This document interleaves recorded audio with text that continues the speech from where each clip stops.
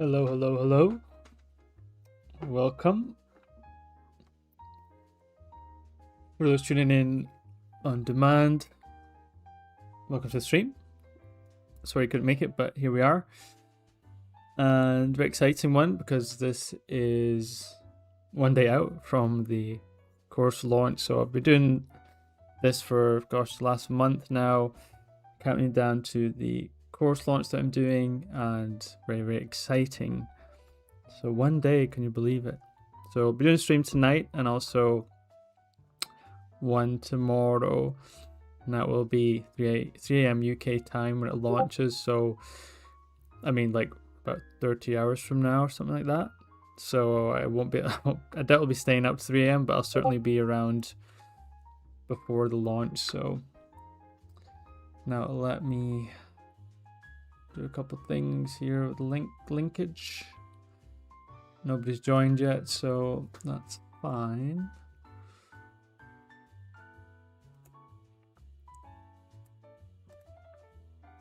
Okay.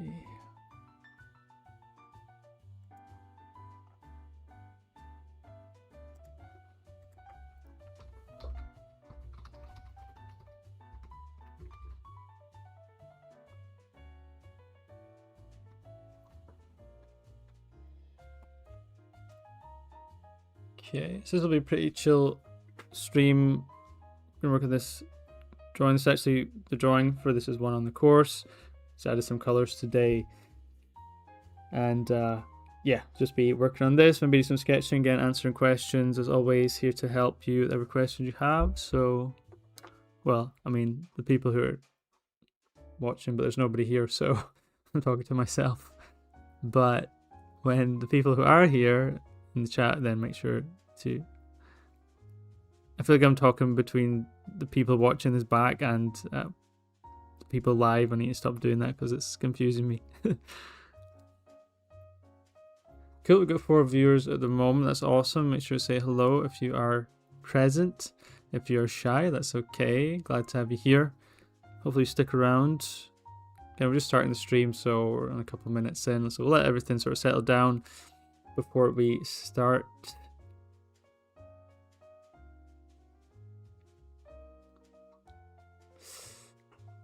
Don't ask Todd. I swear you've been in here before because I couldn't pronounce your name. Hello with question mark. Hello. Hello. Hello. Good to see you. Hope you're doing okay. Thanks for joining the stream. Should be a good one. Hope you're doing okay. Let me know how you're doing. Donta. I'll just call you Donta because I can't pronounce the last part of your username. I do apologize.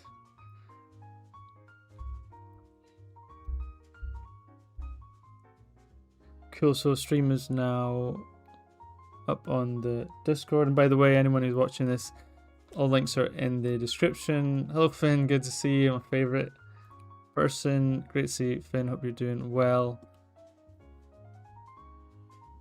Yeah, so all links are in the description.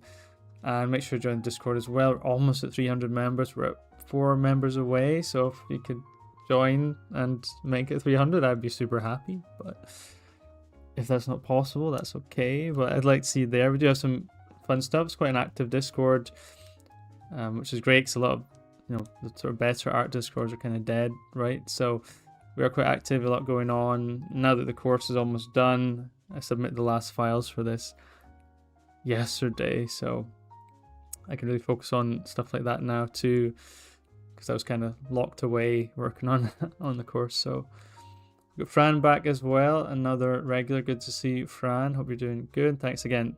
Thanks for joining Discord and being active there too. It's been good to see you getting involved. That's really what it's all about. Sometimes people join Discord and then you never hear from them ever again. They say hello and that was it. No, it's tough, especially if you're part of like lots of different Discords. That's why I only have my own one and then a couple others, because otherwise it's too much. Depends, I'll leave and rejoin for you. That would be amazing, actually. Imagine being the 300 person. I could, you know, I should have actually announced like a special gift to the 300th person, but since you just said that, I can't do that anymore. But you know what? Maybe I'll give like okay, 300th person will get a custom emoji. Okay, so get in there and I'll give you a custom emoji to use for the server at your choice, of course. And please, can we stop? Every time I give an award like this, you're choosing SpongeBob, a SpongeBob like emoji. Come on, guys, there must be more out there than SpongeBob. Why not Garfield? What is Garfield not as good as SpongeBob? Answer me that. That is a debatable one. We're at 7, 8 viewers at the moment. That's amazing. So hopefully this builds up a little bit. It is Monday night, so I don't know how busy it'll be. But again, just chilling and talking with you guys and doing some drawing. Again, answering any questions you have. You can do that as well. And I'll make a separate document to do that. Which is no problem at all. Yep, the SpongeBob certainly has taken over my Discord. I don't know why everybody's choosing the same. I know SpongeBob's great, right? But there must be other ones, surely. But yeah, we have some really fun stuff there. We're going to be doing some more watch parties as well. We did a recent one for the Summer Games Fest, which was awesome. And we did a backrooms, sort of unintentional backrooms one, which is terrifying, but it was so fun watching it with other people because it was still really scary, but it was funny to see everybody's reaction. So that's something I want to do soon as well, like go through the backrooms videos. I know that sounds kind of morbid and sad, but I think it was actually really entertaining. So again, as artists, we need friendship, we need love. Yeah, so I'll just work on this a little bit and then wait for other people to join. I don't know how busy this one's going to be. So yeah, any questions you have about anything, we can go through it. I should actually say again, before we do much drawing, let's look at the course, because like I said, it's almost here. So that is really exciting. I'll just bring that up in a second. I don't know if it updates it to the final images yet. Have a look.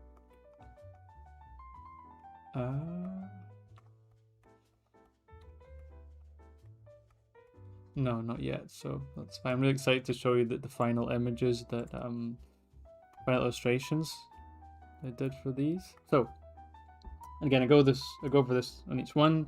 Just for if you're new here, we can look at the courses coming out. So it's called Character Design with Energy, Style, and Soul. So the people at Colosso came up with this really very creative name, and I think it's very apt because we are in this class or this course trying to draw with more energy, more style, really that aesthetic that we're looking for. And soul as well, because we want the drawing to speak off the page. Okay, that's really important. You don't want your drawings to feel stiff, you want them to feel alive. And it's such a vital thing in drawing. We want to be expressive. We don't want to be stuck in cube land forever and everything's really stiff. You know, so that's really what this class is about, drawing fundamentals, really giving you the building blocks to then move on to color and lighting and have a really strong drawing foundation at the same time. So lots of interesting things to talk about.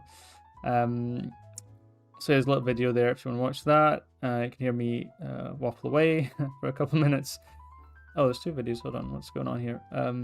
Oh yeah, one's a little class preview actually, if you want to see that.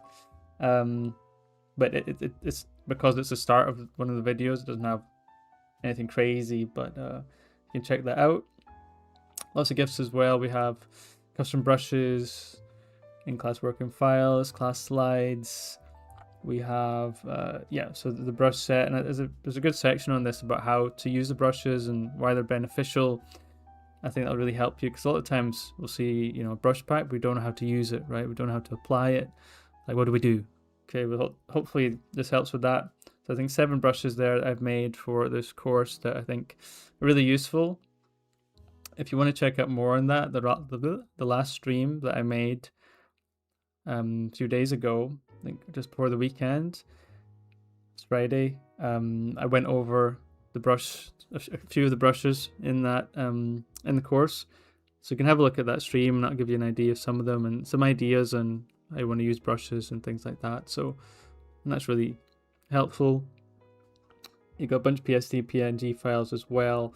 I think the main things, the best parts are the videos and the exercise sheets. So you've got 23 exercise sheets with some extra information, some more artwork there for you to look at, and some assignments for you to do.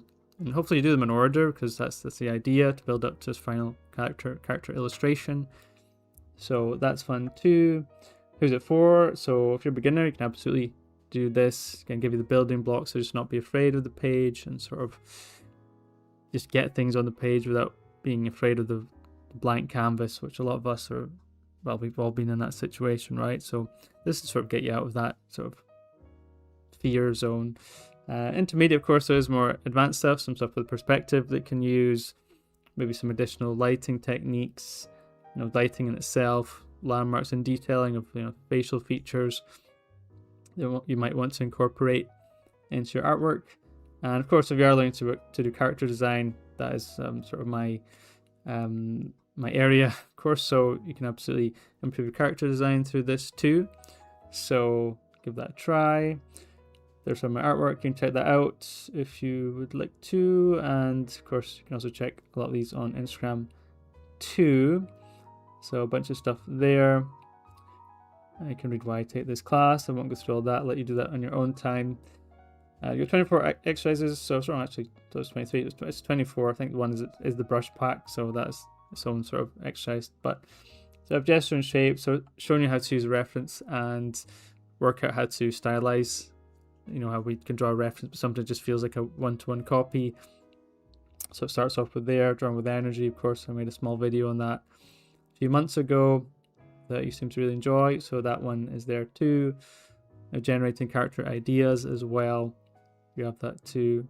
And by the way, when I'm babbling away, but if you want to ask me anything in the chat or just say anything, or I say we've got 8 viewers, so thanks for tuning in. Yep, we have skull landmarks, very important, knowing how the skull looks. So I can use that to help us make better drawings. Again, I made a video on this a couple of years ago. I need to make a sequel to that actually. Facial landmark study. So yeah, got some wireframe templates that you can use in there as well. Excuse me, I need to cough. Gosh, I need some more water. And I haven't filled my water bottle up. Yeah, give me 1 second.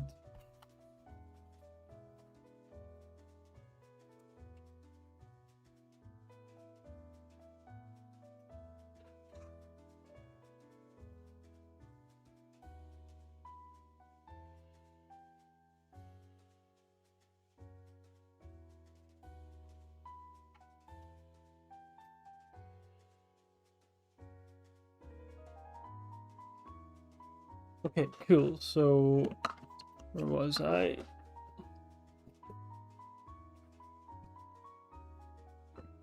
Yep, so facial landmarks, there's a bunch of templates there that you can use. I'll show you how to use them as well, so how to apply them. And these sort of wireframe faces you see there, something I used a lot when I was learning, and it helped me a lot with faces. Years ago, I found this sort of pack of this Russian artist. Yeah, they helped me so much. So a lot of good stuff there. Drawing face and perspective, of course, if you've seen my last video, I touched on this a little bit, and there's also the full preview of this, or the full video on the main perspective section is on my Patreon as well. So if you want to go there and check it out, you can, or just want to support, and you get loads of good stuff anyway, so that'd be cool. So you can check that out in the description. Okay, more templates. Male versus female, differences there. How to look for the differences, how to draw the different features. You've got that too. Facial details, of course, the brush pack. You've got lighting as well.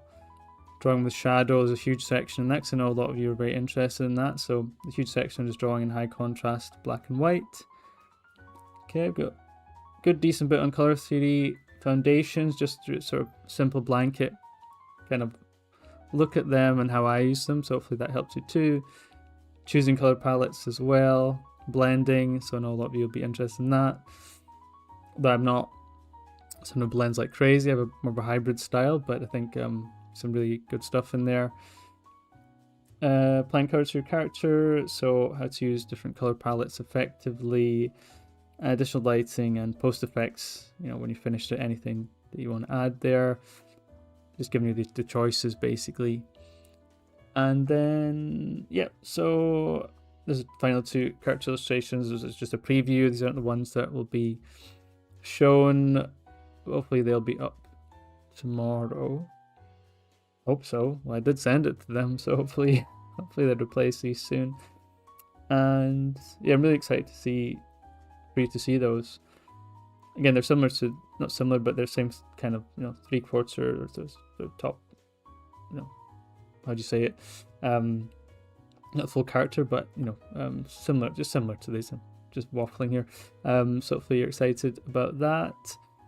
And yeah, bunch of stuff again, and this is the main thing. Drawing with that style and energy is really going to be the main thing that we look for.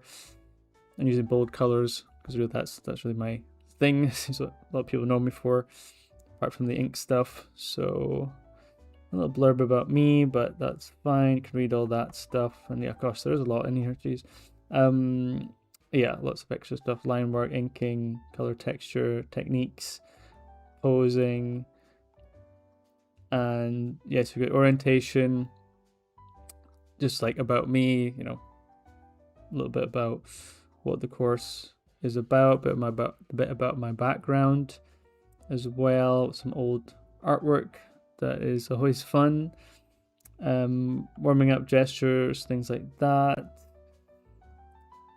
reference stuff. So a lot of theory in here as well. So remember, it's not all drawing. A lot of it is just thought, discussion about theory and things like that. So it's not all drawing. It's quite a chunk of just theory work in there. And yeah, so tons of stuff here. I mean, it's a massive thing. It's 20 hours of video, 24 exercises, your brush pack. You've got a lot of stuff there, assignments too. So yeah, so definitely check that out. All the links are in the description. And can you still pre-order it? Apparently so. Available until 11th of the 8th. So yeah, the pre-order discount is there until it launches, and then I think it goes up to 200. So yeah, so this is probably the last chance to get pre-order. But yeah, really exciting, and can't wait for it to launch. I'll do a stream tomorrow, and maybe I'll even show my face tomorrow as well. So maybe that'll be YouTube first. So that's gonna be fun. Not, but yeah. So any questions about that, please do ask. And I guess I'll just start going. And yeah, if you have anything, say it in the chat, because you're all very quiet at the moment. And I've only got 8 viewers, but please get some discussion going. How are you feeling about your art? Do you want to ask what other people, what kind of artist or art they make, or just just find something to talk about. Again, we're here to learn, just have a good time. So let's do that, and I'll just be here, just chilling out. So I need to take a break. I just feel like I was just talking for so long there. Let's just do some drawing. If I see any comments come up, I shall speaketh.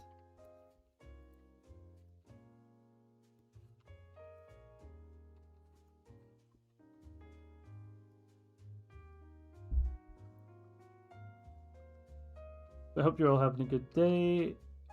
It's quite late here, but well, it's 11:14 p.m. in wonderful Scotland.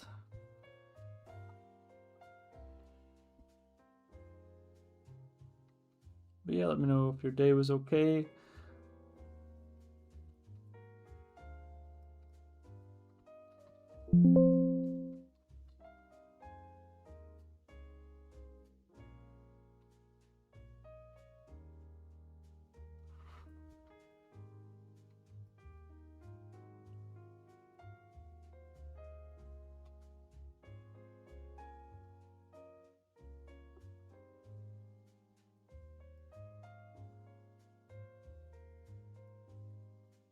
So yeah, I started the sketch for the course. You'll see that there, and now just adding some colors onto this at the moment.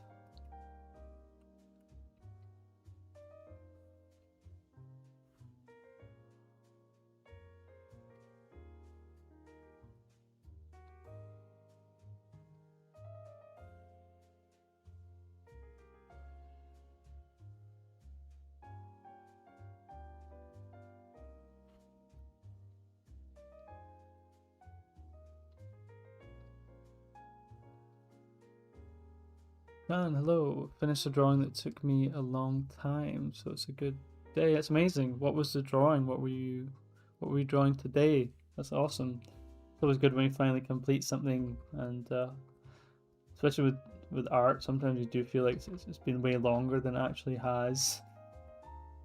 Especially all the hurdles you have to jump through, trying to draw different things, you know, face, hands, clothing. Gosh, that's awesome.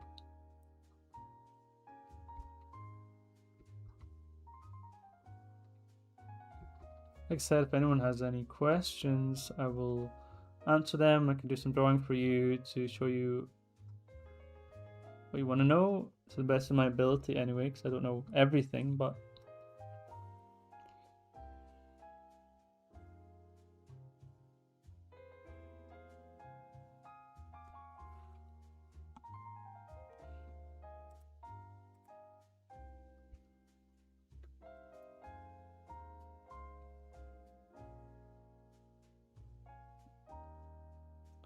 hello Ernest, great to see you. Glad to see you here.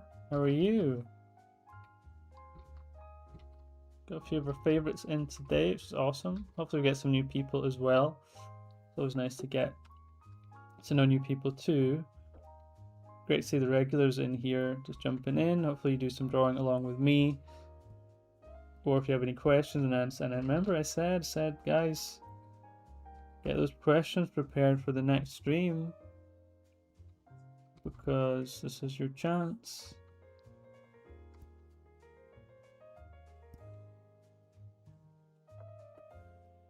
You can see here I've got it's quite a warm palette.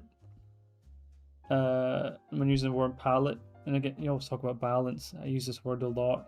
I've added some blues here, and I might adjust these blues eventually, but just to give that nice little contrast.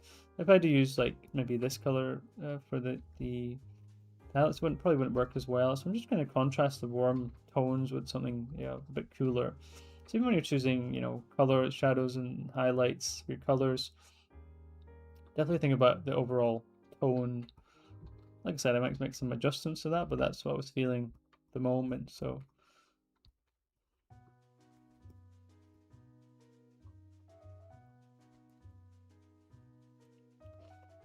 Fran, it's a portrait actually shared on the Discord.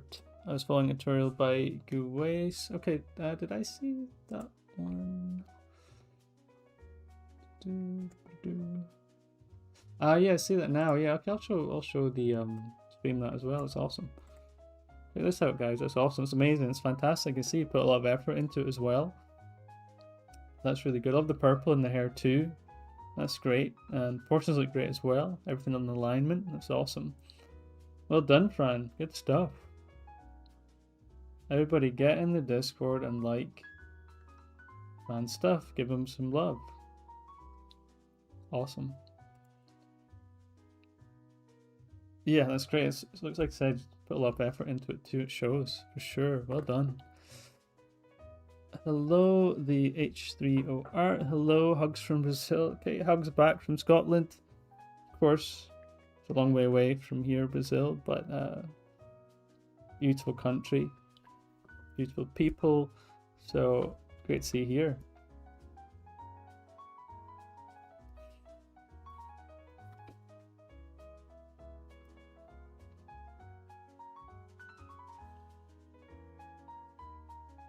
And if you're all watching the video, please, if you're able to, if you could like the video, that'd be amazing.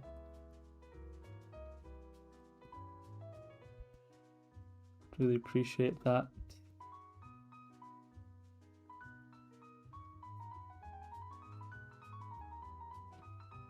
because the more people we get in here, the better. We can really build up some real conversations, answer a lot of questions. It will help you all, of course. We're all here to learn, right? Hello, Julian Beresford. Have I seen? I don't know if I've seen you on stream before. If not, it's nice to meet you. If so, sorry, I forgot. Fell Illustrator here. Can't stay alongside, but I thought I'd drop a comment, say hello. Just join the Discord as well. Nice. How are your mentorships structured? Yes, the structure of the mentorship, so we can either do 4 weeks, initial 4 weeks, and you can just roll it, or you can do the 6 month, or we've got a couple people on a year as well, so you can do that too. So you've got that option there. In terms of the format, it's very hands-on, so it's very much you do the drawings, give you some assignments, give you some feedback, but then we do a lot of drawing together in, don't know if you've heard of Magma Studios. It's a really fantastic application, which I can show you here if you haven't seen it before. And it basically just means we can draw on the same canvas.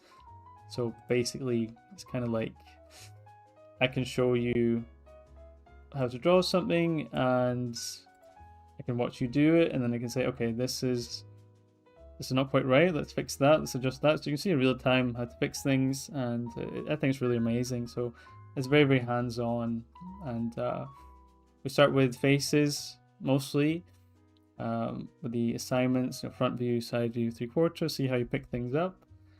Everyone picks things up at different speeds, and then we sort of gradually build in figures, and then go on from there. But yeah, it's like I said, it's very hands-on, very fun, and seen some really fantastic improvements from students so far. So especially if you do really apply yourself and make the most of it, for sure.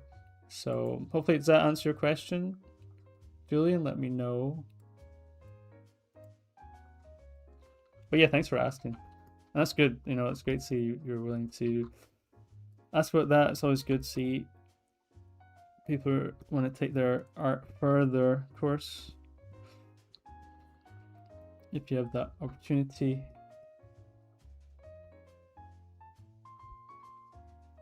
But yeah, let me know if that answers your question.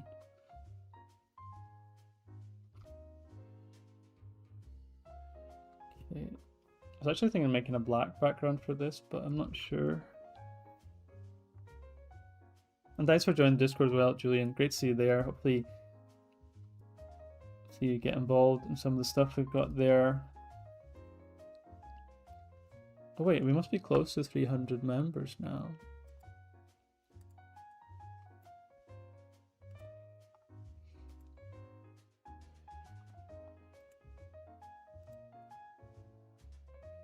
Oh, we are. Look at that. 297 members. 3 people away. Who will be the 300th member? If you're a 300th member, I promise I will give you a custom emoji to use for the server. Okay? That's how nice I am.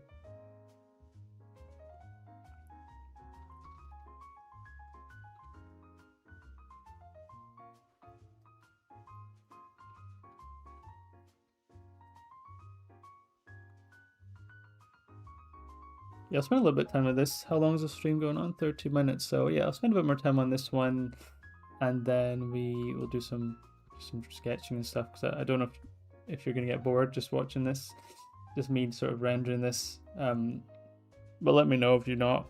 I guess I'll keep going, but yeah, because I don't know. I'm still new to all this. I don't know what people want to see, to be honest. Maybe you're just here to chat. I don't know. Either way, just let me know what you prefer to see. Because in my mind, it'd be nice to do some drawing in a little bit, just to mix it up. But what do I know? You know nothing, Jon Snow. Man, I miss Game of Thrones. Actually, I went to see the Odyssey. Has anybody seen that? Tell me in the chat if you've seen that yet, or you're going to see it. What an incredible film. I saw it in IMAX. It was so good. And Robert Pattinson is in it. I think he steals the show. It really reminds me of like a Game of Thrones character, just the way expressions, the sort of I won't spoil anything, but the way he is as a character is fantastic. It's just phenomenal. Really, really good. Oh, Andrew, for you, what's the best way to approach or study female anatomy? Really good question. So for me, I've said this before. I kind of had two people for in terms of classical illustrators I learned from, which was Loomis and Bridgman. And I actually think Bridgman helped me more, not for females, just to figure in general, really sort of having more structure. Loomis I think is better for females because Bridgman's females look a little bit pudgy. That's a okay word to use. They're just kind of, and that's a very dated, isn't it? So that definitely helped. But I think doing a lot of master sort of studies definitely helped. When I was younger, I was doing a lot of art germ stuff. I actually mean to go back to study some of his stuff. But I think finding artists, I really think that master studies are one of the absolute best ways to improve. You can do a lot of life drawing stuff and practice your gesture and how to render the body. But if you want to do the sort of stylized stuff, look for artists who really like, who do the same thing, and try to use it as an influence tool. And then you can come up with your sort of own ideas on top of that, and I think that's a good way to go about it. So really find the artists who really resonate with you in terms of how they draw the figure. And you might come up with your own ideas. In terms of like drawing faces, I told you I got those wireframes from that Russian artist, and then I was just like drawing them relentlessly, and I was actually bringing out a lot of stuff, especially the sort of boomerang thing I tell my students about, this boomerang shape they can use to get the 3/4 view, this shape here. So you can end up coming up with your own stuff. So hopefully that helps you a little bit in your question. And like I always say, when you do study, also another one that's good that I found recently is Masters of Anatomy. Check that out too. There's some fantastic female figures in there. But as always, when you're studying this stuff, after you draw it once, don't just leave it. Draw it again, see if you can replicate it, especially if you've done a really good job. The worst thing would be then to just leave and just go play Fortnite or something. That's definitely not what to do. Try it again, see if you can replicate that same standard. If you can, amazing. Just try and be consistent. If not, then that's fine too. Try it again and see if you can analyze what your mistakes were. I think that'd be really useful. So let me know if that answers your question. Julian, yes, appreciate it. Caught the end of the stream on the last one. We'll check out the software as well. I'll be back for the next stream. Oh, amazing. Yeah, absolutely. And if you are interested in just having a chat about mentorship, if you're interested in signing up, you just want to have a chat beforehand, just sign up for the sign the form on the link in the description, and we can have a little chat about it and go from there. So no problem at all. I do have a few spaces, or getting a bit clogged up at the moment, but I do have some space available. So yeah, just let me know. Here to help. Fran says, I want to see it, but 3 hours in cinema should count as... You know what? I know it is 3 hours, but I never felt like... It was one of those movies where you kind of want it to keep going. There's never any point where you're like, gosh, this needs to finish. It's like... The same way when I went to watch Spider-Man, but I'm a huge Spider-Man fan, but that was a long one too. But 3 hours is like... Some movies, it's a slog. But this one, it's like... It just paces itself really well, so I wouldn't worry about that too much. Just make sure you take your restroom breaks appropriately, because that is a long 3 hours is a long movie for sure.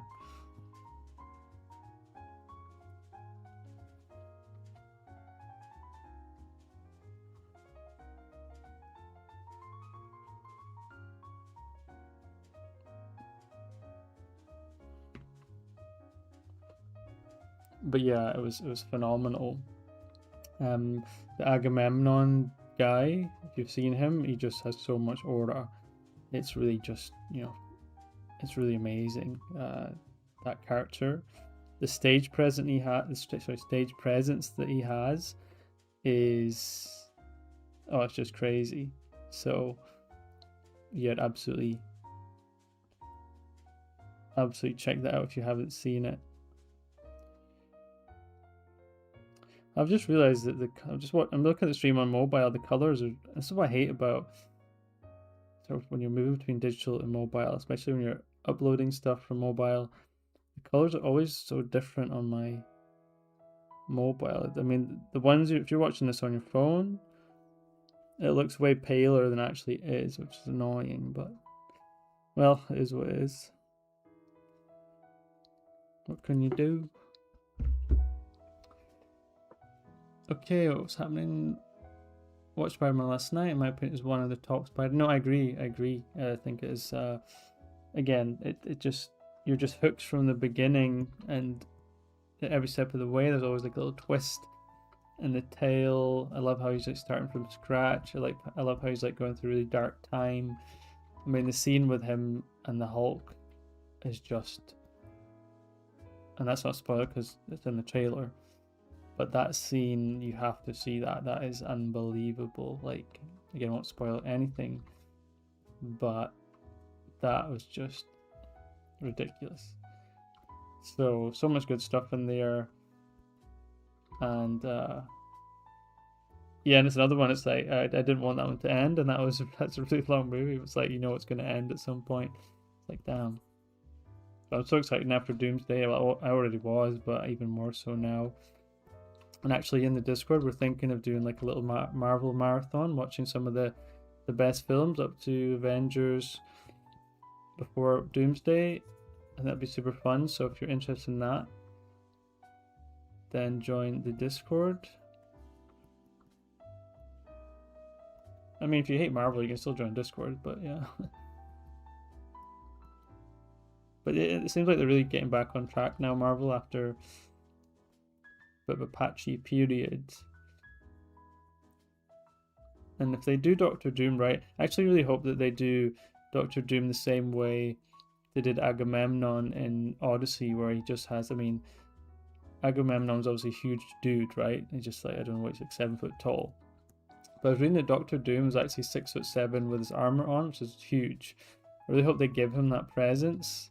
Obviously, Nolan is amazing at that kind of stuff, but the way they did Thanos, though, I mean, he had a lot of aura, right? He had that when he first saw him and putting the sort of the armor on. Oh, it just looked so cool, right? And I hope they do something similar with Doom. Otherwise, like, man, that would suck. Because Doom's such a hype character. Although I was listening to the trailer, or watching the trailer a few times recently.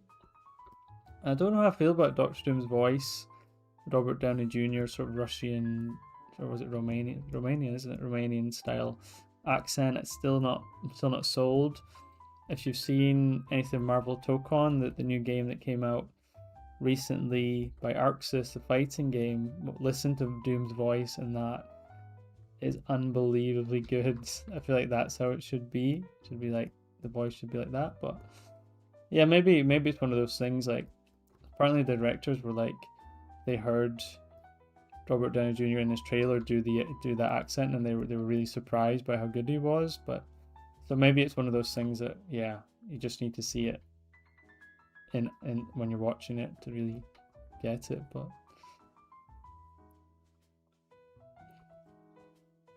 RDJ Doom might need some still. Yeah, he might. Yeah, that's the thing.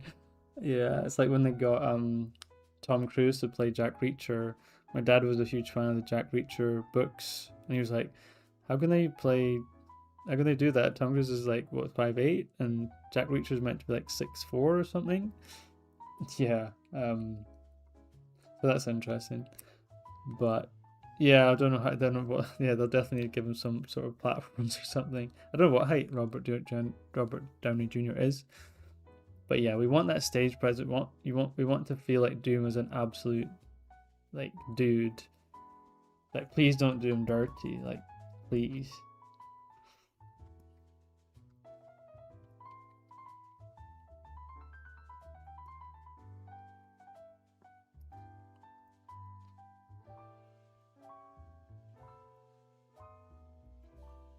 There's so many cool things I read about Doom recently, just for like researching stuff, like just out of curiosity. It's like one of his fights with Thanos that he had in the comics, and actually some of the artwork of that is badass. some of that stuff was like, holy schmoly, this character is not a joke. Because sometimes I think that, okay, he is like a human being, but that sometimes makes me think, okay, he can't be that strong, but obviously not.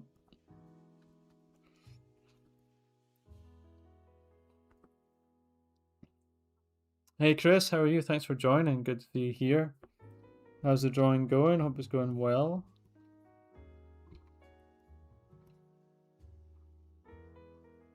There's someone who has improved a lot in a short space of time, which is amazing.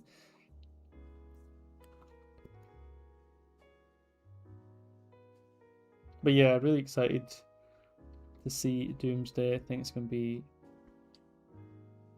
great to see all those characters come back.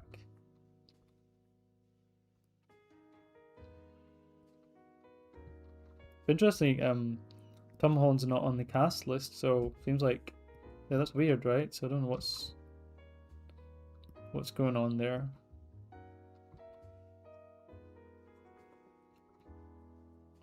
But there's 2 parts, so who knows?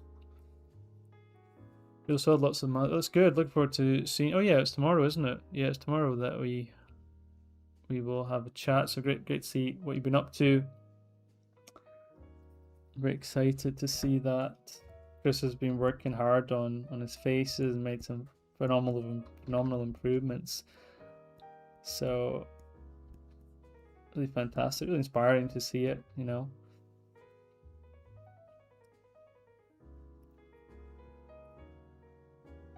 And that's the thing, you know, even though, like, you know, helping people, I still find it inspiring, and that because it's one of the things that drove me to sort of really improve, like, as much as I can in the first place. I was seeing like some of my heroes and some of the sacrifices they made to sort of get where they are. That was really sort of something that just has always driven me, like that. Like, I just find that this level of discipline so inspiring. And when I see even like students improving, I think it just makes me feel so good, and it just makes me want to draw. I'm like, man, this is it, right? You just want to be able to get better, no matter what level you are. You should always strive, never be content, right? Because there is so much. I mean, there's an infinite amount of things to learn in our field, right? So, what's stopping you is what I always say. I know it can be really frustrating, especially at the start when your brain isn't really wiring correctly in terms of not picking up things the speed you'd like it to, but really just stick in there, because good things can happen if you just, you know, we'll have that sort of eureka moment eventually if you really stick in there. A lot of it is really just is perseverance. I know some people say, oh, I've been drawing for 5 years, not seeing any improvement, but you know, I mean, you do need to obviously do it in a smart way, a relatively smart way, but so it's not always true, but in the most part, if you're doing the right things and you're persevering, then good things can happen.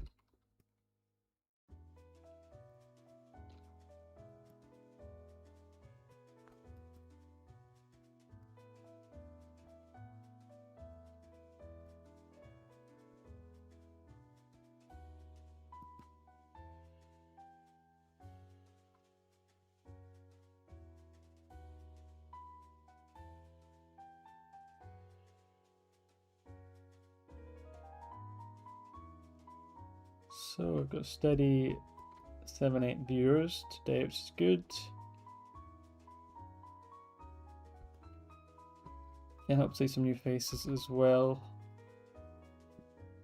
If you have any questions, let me know. Oh yeah, who asked the thing about anatomy? What was it? What was that question? Yeah, let me know if that helped you. I don't know, you didn't reply, so I hope that helped you. The H3O art. Yeah, let me know if that helped you, because you didn't respond. So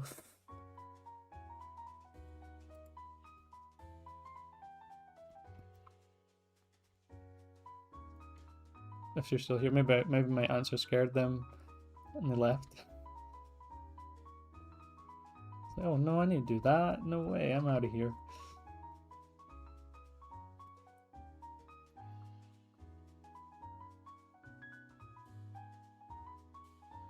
Finn says, "My." What do you mean, my? My? Is that like the thing from Finding Nemo? What are they shouting? I don't know if they're shouting. Are they shouting mine or mine? Mine. I think it's mine, right? It's not my. But it did remind me of that, and that is actually a really good movie.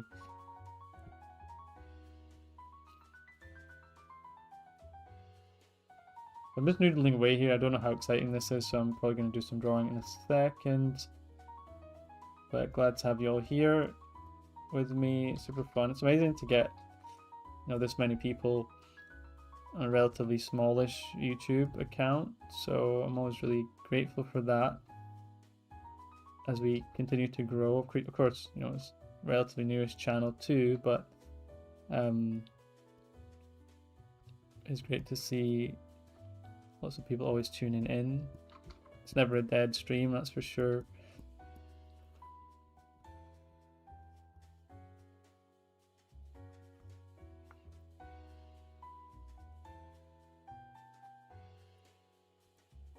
Okay.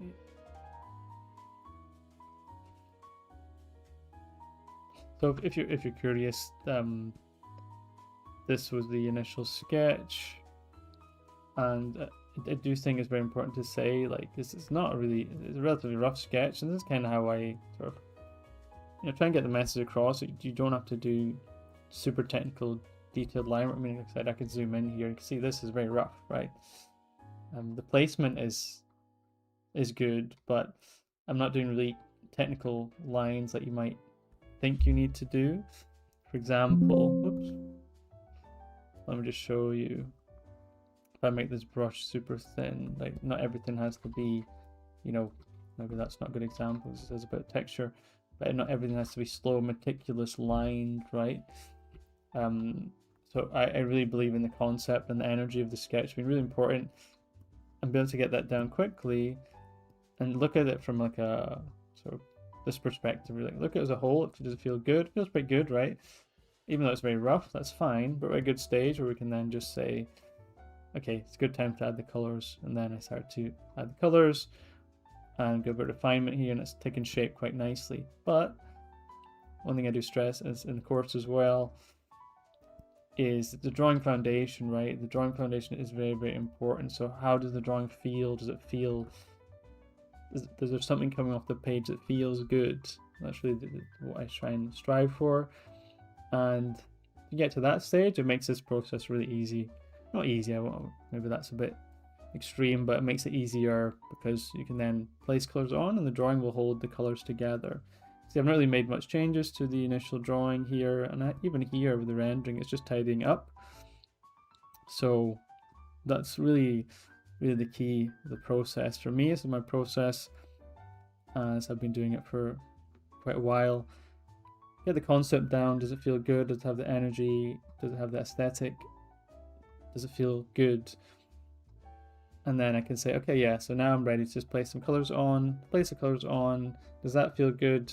Do the colors feel like they're in harmony? A very simple color palette. I think that's pretty effective. And when that's the next sort of phase where, okay, now it's time to move on. And again, it's not even that, like, it's a base color, some shadows. Just be confident in your light sourcing, or light sources. And then, yeah, at that point, it's okay. So let's tidy up a little bit. So then I just go in on a new layer and then just start tidying up and see, even without crazy amount of rendering, you can still see it's got that sort of, even now you could say it's got, at least the face area has got a finished kind of look. And that's a process. So Krista, do you use multiply or hard light layer for the form shadow? So usually I'll do it all in one layer. The problem with this one was because I was running a white background, I was like, you know what, because I usually put a color underneath, a color layer underneath. I mean, I could have, tried to remove the white, but it's not going to let me. If I do the color layer underneath the line work, and then when I'm ready to tidy up, I would then make a layer over the line work and then paint over some of the lines. In this case, I didn't have that. That option was a bit there. I couldn't be bothered, so I just used a multiply layer for there. The colors stayed pretty consistent. even with the multiply layer. So I do it on everything basically. I don't use any specific layers for shadows. I put it all on the same because I'm all about looking and seeing, is it working, is it not, what do I need to change? I really look at it as a whole. So I really trust this navigator tool, which is very good because I can see it from a distance. Like, okay, is that working? Rather than having too many complications. You can see I've only got a few layers here. I've got what? I mean, don't count these ones. What was this one? That's the initial sketch layer. So yeah, there's very few layers, and these aren't even anything. Don't even know. Oh, that's some additional lighting, which I did a placeholder for. But yeah, very few layers because I try not to complicate things. I just want to be able to build things up and just see how I'm all about feeling. It needs to feel right rather than messing around with too many layers and things. That's definitely the way I do it now. So hopefully that helps. Question, Chris? Worthy Games, hello, nice to see you. I don't think I've seen you here before. Hope you're doing well. Hope your day is going well. Thanks for joining our little session. We have 9 viewers at the moment, just chilling out, doing some drawing as I'm painting this character. Just going through some tips here, things you can use on your own that will help you. Of course, we are here to celebrate the course launch in 1 day. Well, not celebrate yet. We'll celebrate tomorrow. But yeah, any questions you have for the games, just ask away.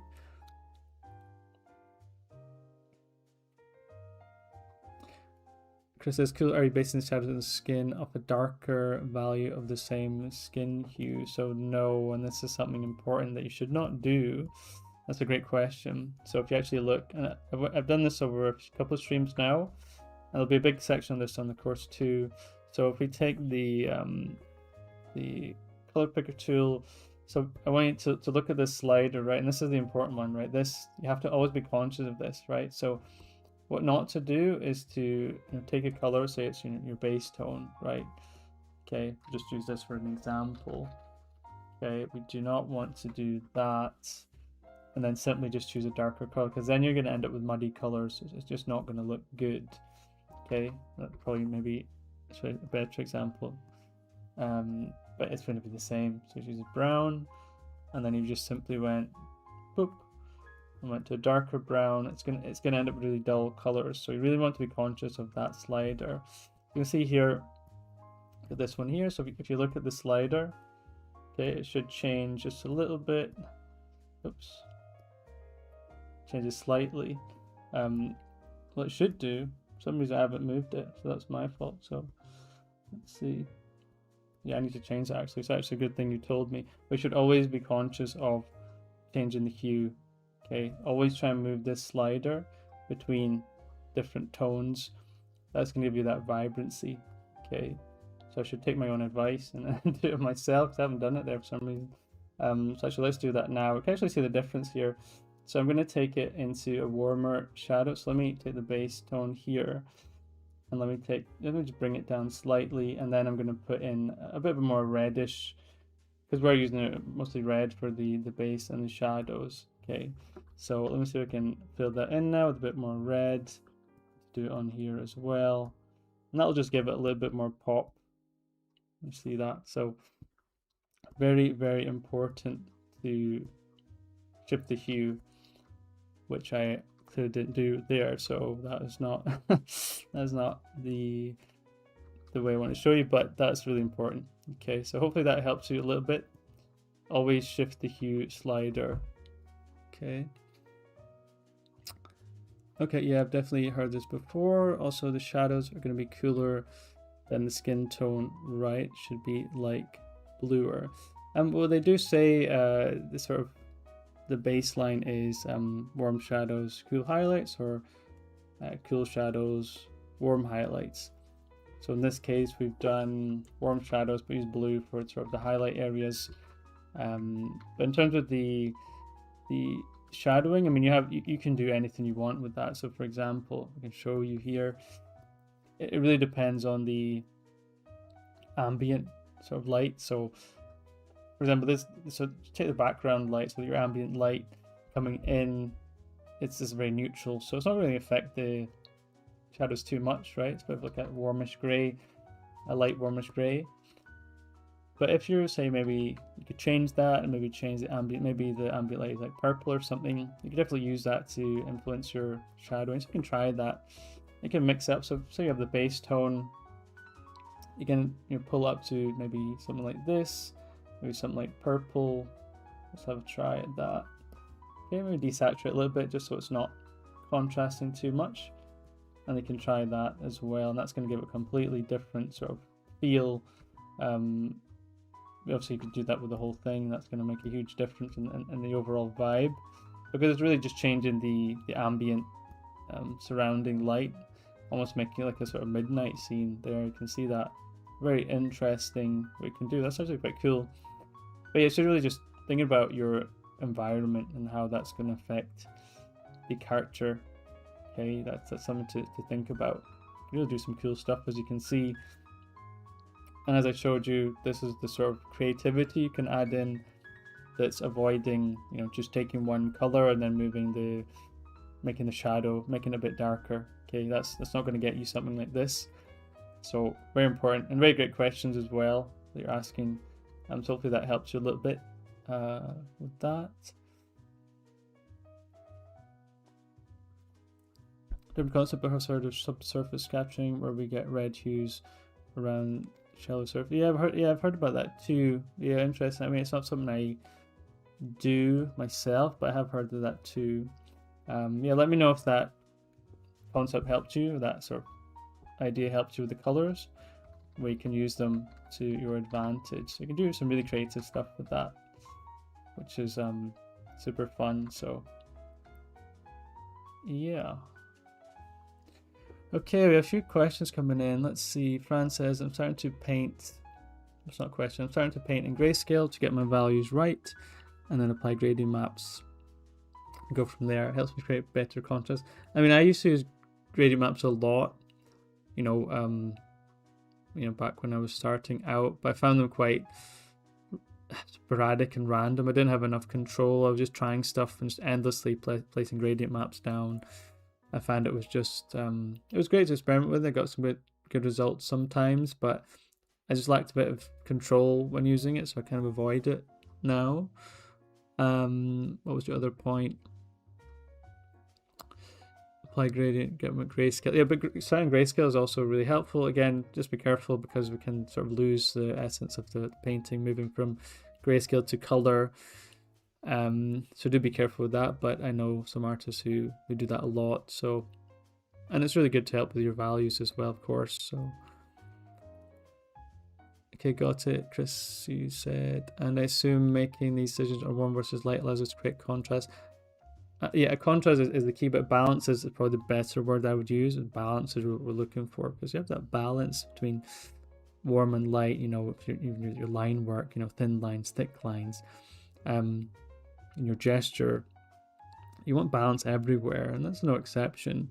If you put warm everywhere and no cool lights, there's no balance. It's all heading towards one way. So those are opposites. Opposites sort of attract in that sense too.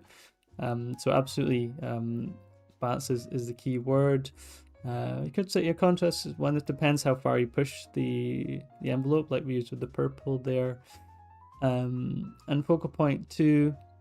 Yeah, I mean, you could do that, of course, but more with the focal points, really. If you really add another additional light source, like maybe you really want the focal point to be, maybe she had a weapon or something like that, and maybe you could put an additional light source to complement that. But we're already using 3 different. We've got the blue here coming in, so I would be careful how far you would push that. But you can definitely, that could be quite interesting too, to create a focal point to maybe a weapon. That'd be an idea, which would be quite cool. So absolutely, you can use it to create focal point too. Always bear in mind the focal point is always unless they're wearing a hooded mask or a robe, but even then, that the focal point is really just always going to be up here, and that's really what you do around it. Usually I put so much focus on the face, and that everything else just sort of speak for itself. I think that's a good way to think, for sure. So yeah, hopefully that helps you. Oops, where are they against? I also use straight lines in your, sorry, where are they against? I didn't see this. And also use straight lines in your drawings and they look really good, thank you. Do you usually place straight lines in specific areas or use them in for specific forms? And you also said only notice in the arm. Yeah, you know, it's not, I always try and encourage to avoid too many straight lines. In fact, I'm actually adjust this a little bit, to be honest. Where it comes in here, I might actually adjust that. Yeah, I think it really depends. In this one, I've really simplified the arm, but if you're really thinking about your drawing with that sort of nuance and energy, try and not use too many. Here I've used it sparingly, okay, everything else has a bit of nuance, and it's an important point. For example, if you take, say you take the shoulder of the arm, right, so it comes down here, and there's your forearm and everything, right, this is like, do you see what's happening here? You've got loads of little bumps and everything, you know, coming out there. If you were to do the opposite and just sort of do that, and then coming in with the bicep, you know, to see the difference. So it's really important to think about the sort of the small nuances that are happening within the shape and within the line. That's going to give you, you know, a more creative or a more aesthetic result. Okay, whereas if you're just doing this, or you know, just like this, that's going to be completely opposite. Okay, so I really try and get, you know, at least when I'm helping my students, to try and think of, you know, using those kind of forms and little bumps and things to show that extra quality. You know, same thing if you were to draw a face like this, okay, versus a face, you know, like this, it just has a little bit more going on, and that's why it's so important. Whereas this is all a bit round, isn't it?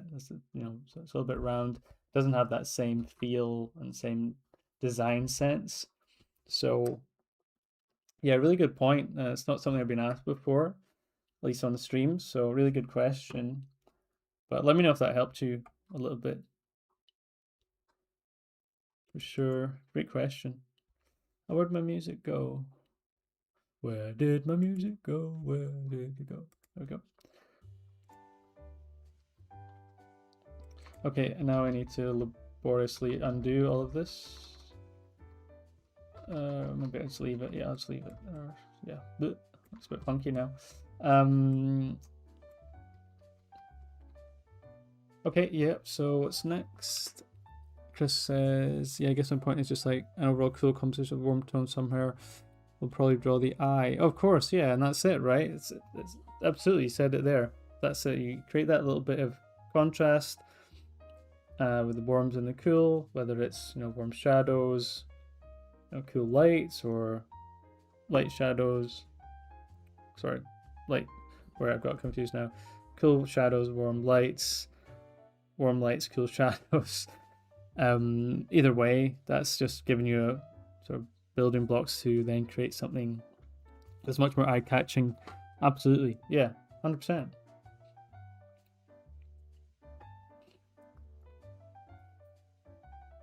But yeah, great questions, everyone. Keep them coming.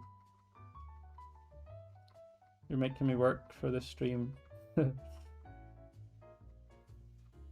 How dare you? No, but it's great, and this is how we learn, you know. You're here, make the most of the opportunity. Again, I don't know everything, but I can certainly help you as best I can.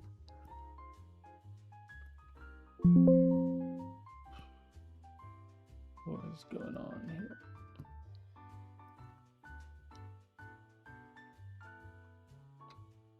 Okay, will we do some drawing? Let's do some drawing. We've been doing this one for a little while. Got about 10 viewers at the moment. Okay, if you want me to just do some sketching and not do this anymore, press 1. I've never done this before. If you want me to keep doing this one, press 2. Okay, and let's see what we have.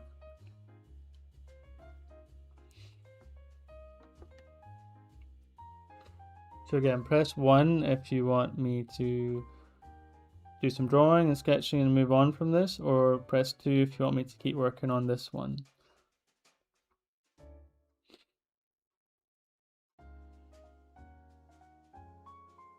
Well, that's coming in. Three. That wasn't an option. Okay, well, let's see what people say, and then.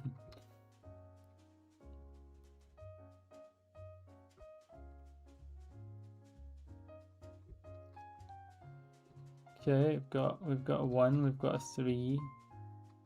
F2, 2. Okay, so we've got 2 1s and 2. Right, someone else. The next person to answer wins.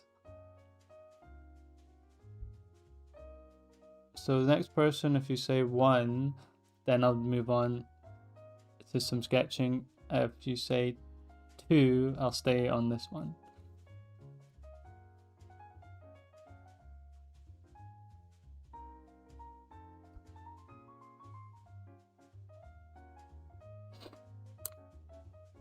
Please look at other artists and break them down. I mean, sure, that's if that's what it is.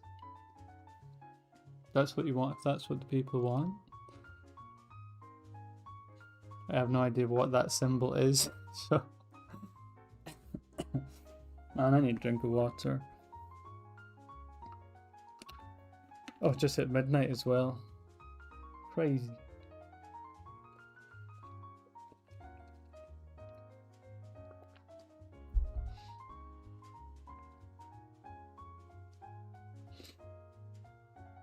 Okay, if you give me an artist, I'll break them down. Okay, how about that? Sounded a bit aggressive there.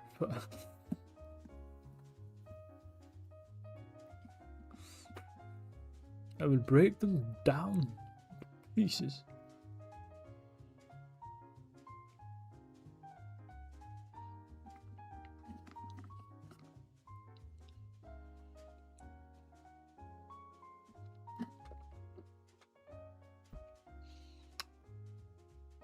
Okay, I'm gonna yeah, let's do some sketching.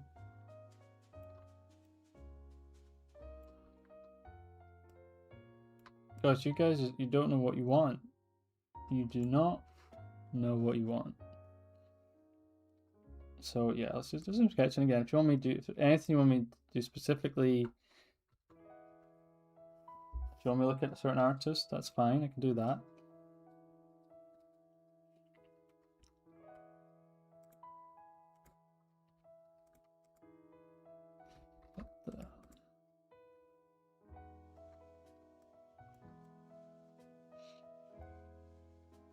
What the hell, that vote? Everybody left after the vote. Maybe they didn't get the answer they wanted.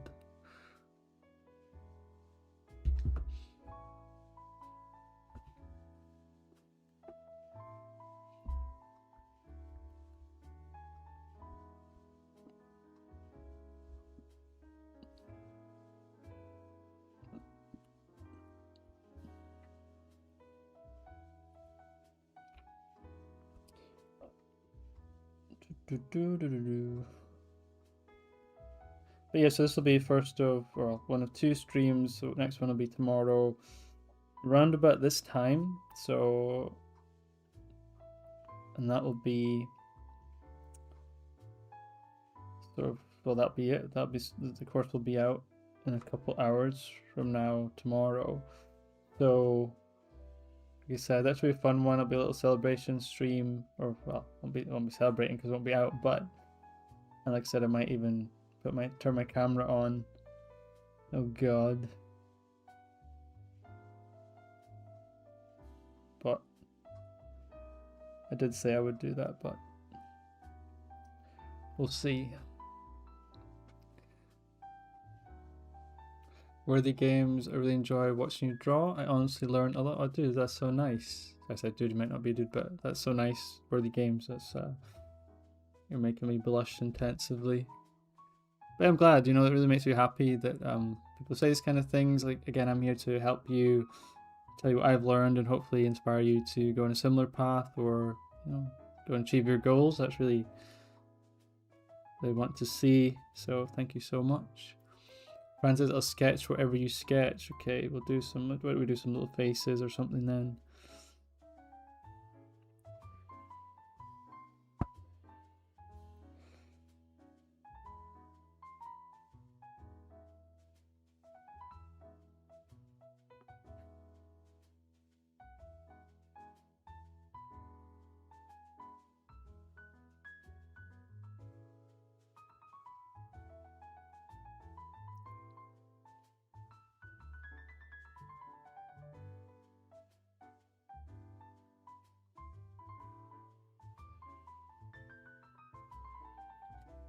Cool, let's give it a go. So what don't we do? We're using a lot of red. It's not red. Go to my trusted pinks and pink and black. It's always nice.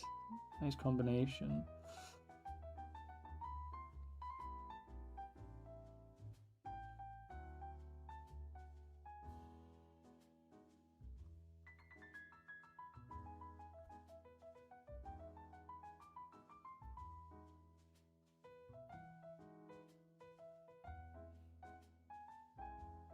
But yeah, thanks everyone for tuning in. It's been a good stream so far. It's a nice sort of discussion going on, which is awesome. And what the hell? And if you have any questions for me, it doesn't have to be art related, but yeah, feel free to ask away.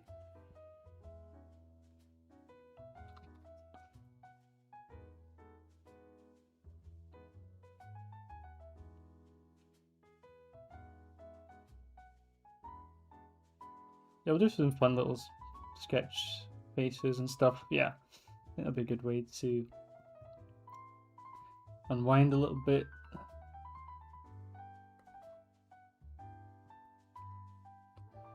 Oh, really? You're really gonna ask me that? Do I have a pet? Well, okay, no, I do not. But my mum does have a little dog called Luna. She is a little brown Shih Tzu, cutest little thing. Oh, I love her so much, and don't see her as often these days. But yeah, that's the sort of family pet. But yeah, that's yeah. I don't have any other pets. I did have a rabbit when I was about 9, but that rabbit died, and I was sad. I mean, I didn't really play with it or anything. I kind of just, I mean, I meant to play rabbits, but it just, yeah. I don't know if I lost excitement for just having a rabbit. I don't know, but what else? I did have fish. I did when I was like 14. I think we had a fish tank when I stayed at my dad's, and I remember I didn't take very good care of them, and one day I came in and they were all like upside down at the like floating. Oh gosh, it was horrendous. And then I remember one day walking into the house again. I was only like 14 or something, and then seeing like a bucket of like these dead fish. And it's just traumatic. That's the kind of thing that'll turn you into like a, is it, what is it, who's the people who don't eat fish? Is it pescatarian? That could have been me in an alternative timeline. Gosh, this has went dark, hasn't it? We did have 2 Senegalese parrots long time ago when I was about, I don't know, 16, 17. I guess because a long time ago. But they got stolen. So yeah, believe me, yeah, it's a bit crazy, but we were away on holiday. We went back home to that, well, back to my sort of birth home, South Africa, and my mum had asked a friend if she could, well, she called her friend, I don't know the story, but to look after them, and they were like, yeah, of course, we'll look after the Senegalese parrots. And then my mum got back, she couldn't get in touch with this person anymore, and we never got the Senegalese parrots back. So effectively they were stolen and probably sold on eBay or something. It was really sad. Really, really sad.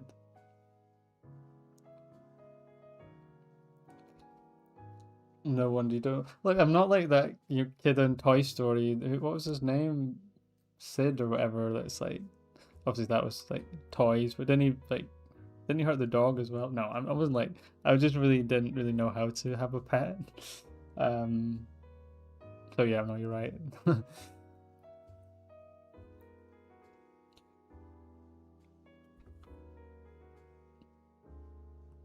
But yeah, sorry, sorry if I've traumatized you all with that with storytelling there.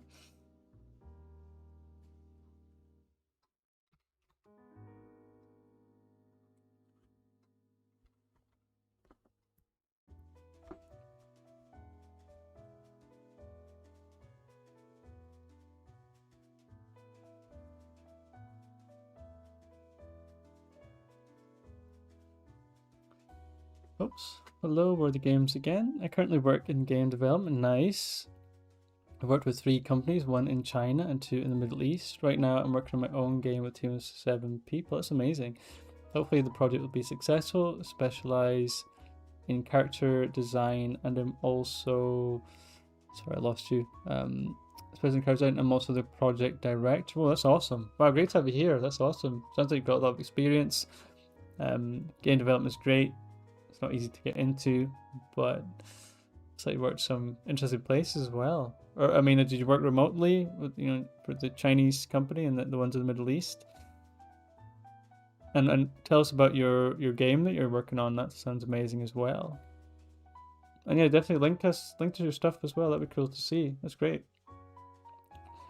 Get some really interesting people in these streams. We had someone the other day who was a Marvel and DC artist, and he was really interesting. And after the stream ended, he actually messaged me to say thanks for the stream and inspiring people. So that was awesome. Great to see the different people these streams seem to bring in. Oh, so it is remote. Okay, that's cool. That's amazing. Wow, you're definitely where a lot of people like to be. Obviously, the game industry is a little bit fragmented at the moment, so it's not always seemed like the most secure. But if you can get something really solid, then it's not a way I would necessarily go on my own, for own reasons. But if you can secure something that is very solid and concrete, then I think that would be the best way to go. Though that's easier said than done. Ernest says, do you have any hobbies? I do, and I feel quite fortunate to have other hobbies. So I'm part of a athletics team that's local, so I run with them. I don't really do competitions as much anymore, but I do train with them. I've kind of put it off a little bit because of the course. I've been just so busy, but yeah, definitely really enjoyed that. I think running is phenomenal for just staying fit and healthy. But not long distance, it's shorter distance. It's for more sort of power stuff, but I'm not into the longer distance stuff. That terrifies me. But certainly very enjoyable. And other hobbies as well. So what other hobbies do I have? So I've got art, running. Yeah, I go to the gym a lot. Really enjoy going to the gym, but that's still quite sporty. Yeah, I think that's it.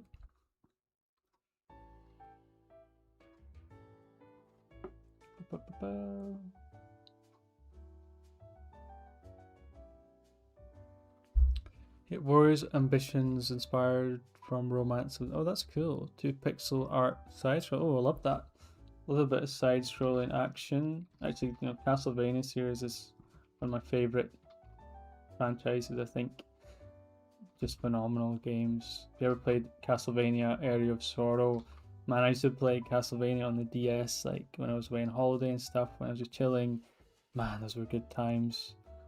Just such good games. The music, everything was just phenomenal. But yeah, it sounds amazing. Yeah, I'd hopefully like to see how that looks for sure. Definitely send them stuff my way. I'd love to see it.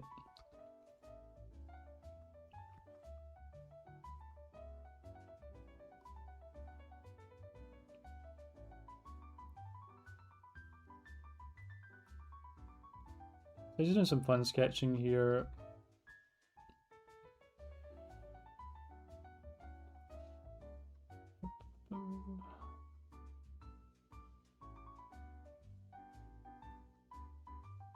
Black and pink always just hits, doesn't it? It just hits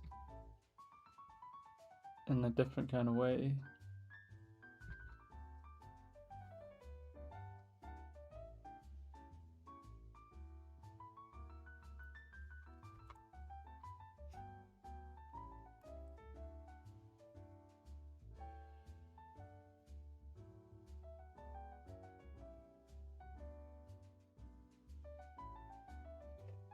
Let's see, I started running recently. My cardio is so bad. Any advice? Well, it might sound really simple, but yeah, just keep running. You find eventually your sort of cardio will keep improving the more you do, and just take it step by step. If you're doing the sort of longer running, try one day just doing like 10 minutes, then the next day try and do 11.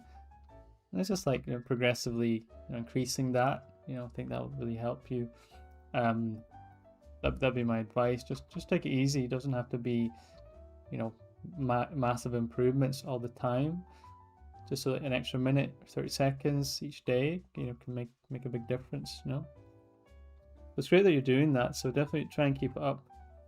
Again, I'm really big on sort of short distance or sprinting and things like that. But I think any kind of running is fantastic. Okay, we have to make some adjustments here.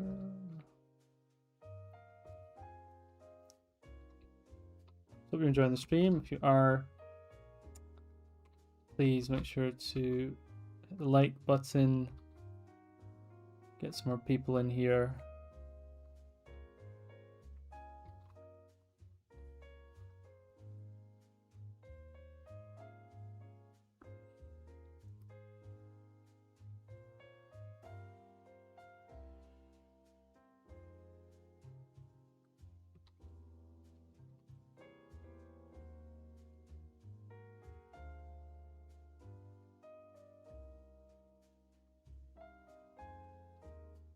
Up to 13 viewers now, which is awesome. Great to see.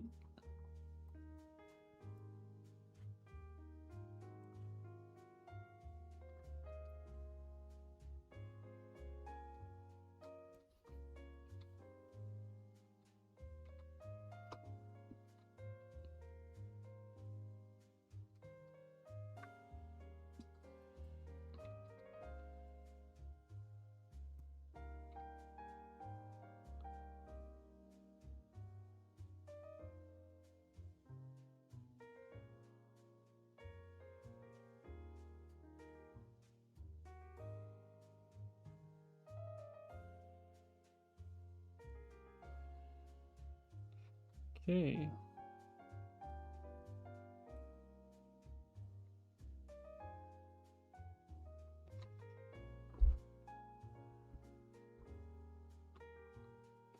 Do brushes really play an important role in painting or not? It's probably a question I hear the most as an artist.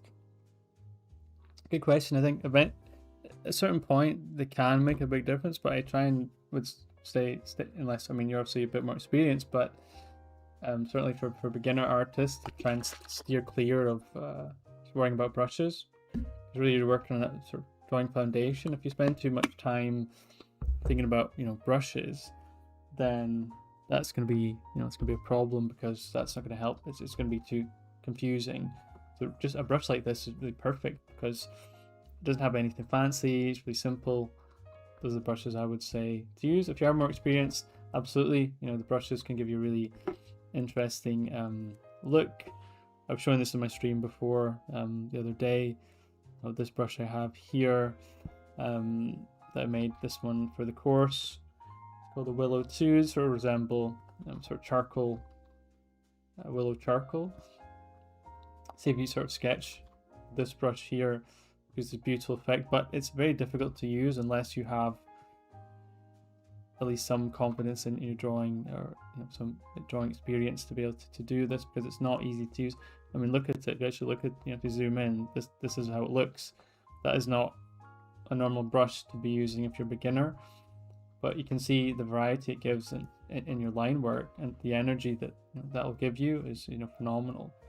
So we can do that and really sort of use that to create the energy in our line work, which is, I think, really fantastic. And like I said, it really gives this beautiful sort of look, doesn't it? And I think that's really, really important. So I think just creating that energy in your drawings is what brushes can do, although just be very careful, because it can make life very difficult if you don't use them in the right way, if you have the confidence in your ability to do it. So it's the only thing I would say.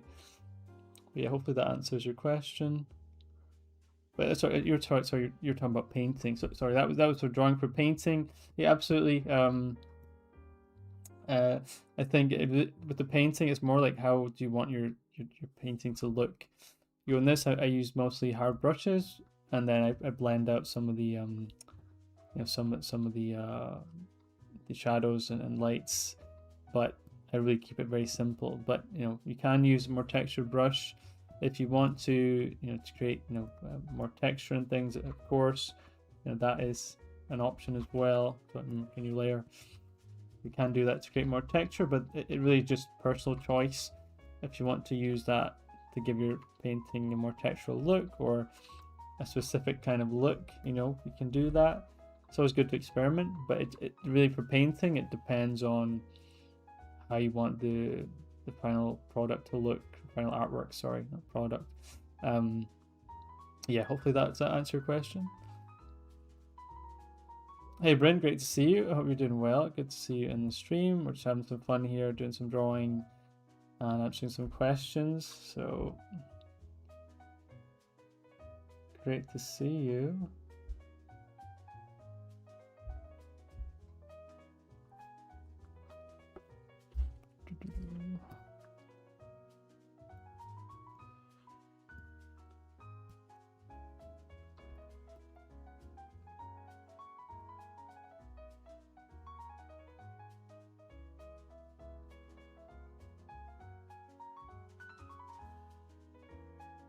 Actually, that might be a good time to use this one.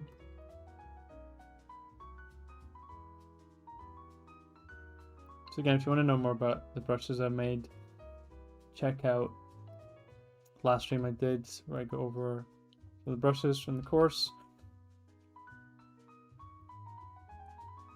And you can check that out. Give you some tips there. Sure.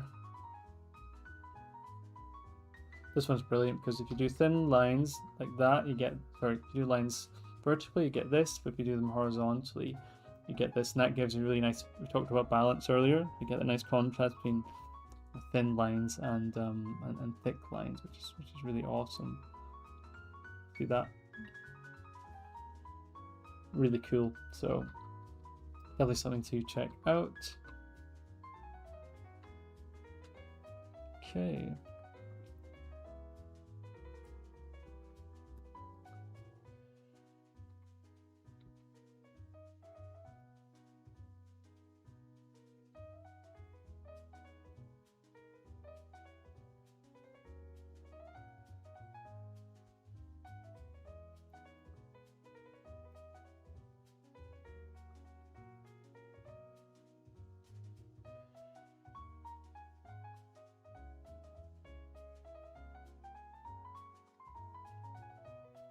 $14 viewers in the chat, which is awesome.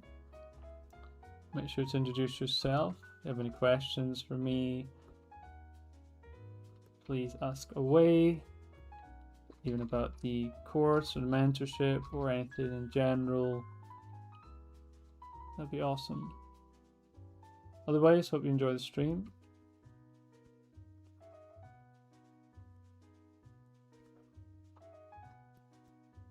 Okay, that should be, again, just fun little sketching. I could spend more time on that, but let's keep the ball rolling. Do some more.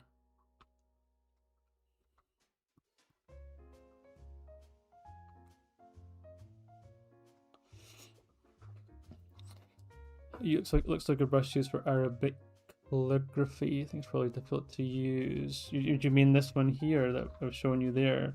Yeah, like I said, just a second ago, is difficult to use, but the whole idea of making this one was to show that we can use stuff like this to create that energy in your sketching, and that's really the main purpose of it. So it's one of those ones that, you know, if you can tame it, you can do some really cool stuff. But that becomes sort of the difficult point. But you can see you can do some really beautiful stuff with it. And there are simpler brushes in the pack that I've made. So I do say this is, but there is a demo there on what you can do with it, which hopefully will help you. So, but that's cool about the calligraphy thing. I do have another brush which I haven't shown, but I may as well since the course is out tomorrow. And it is a block-in one, which does have a very calligraphy feel to it, especially if you zoom out and you draw in a sort of big way. You see it's got this sort of beautiful kind of feel to it, which is awesome. I didn't show this one in the previous stream, so it's a little preview of it. It's got a little bit of texture as well, which is cool. So definitely a nice variety of brushes in here for you to play around with, for sure.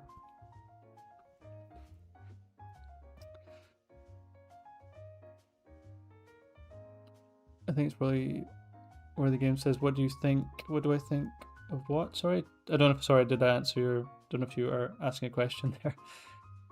Oh, up to 17 viewers. Gosh, that's crazy. We jumped up in viewers there. Thanks everyone for liking the video. It looks like we're building up some momentum here. Well, we're an hour and a half in, so great to have you all here. If you have any questions, let me know.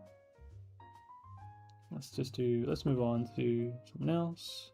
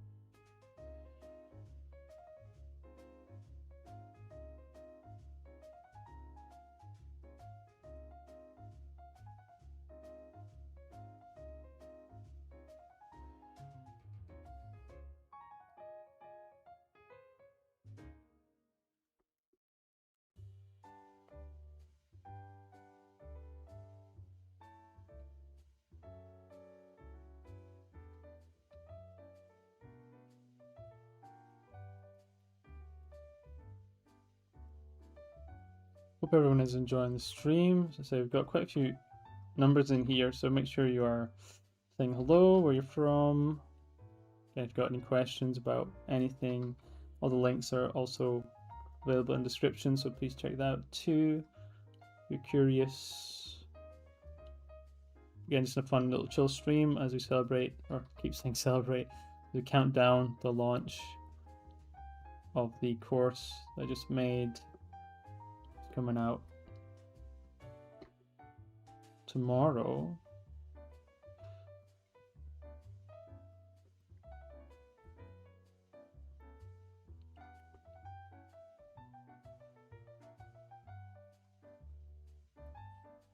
So hope you're looking forward to that.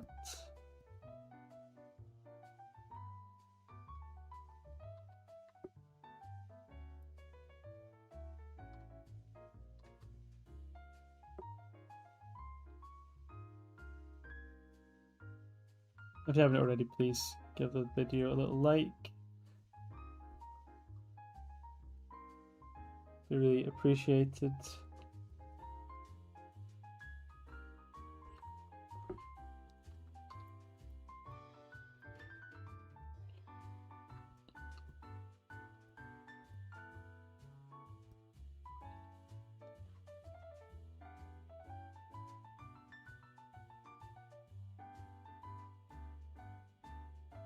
Yeah, and just doing some just doing some fun stuff here with pink and black, just sort of messing about. Nothing too serious, just a bit of fun as I answer your questions. You've all been awesome today, so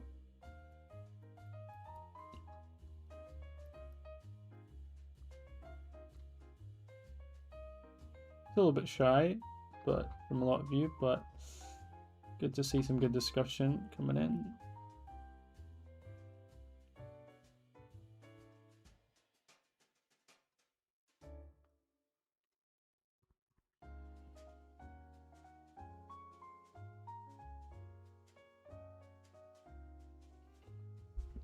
Worthy Games, hello. What would you recommend for intermediate artists? Do you think it's worth investing in high quality drawing equipment? What would you recommend? For intermediate artists, no, I would never recommend like equipment. I don't think that should be a recommendation. I mean, even if you're a digital artist, I mean, I started off in this tiny little Wacom bamboo that was like the size of my hand.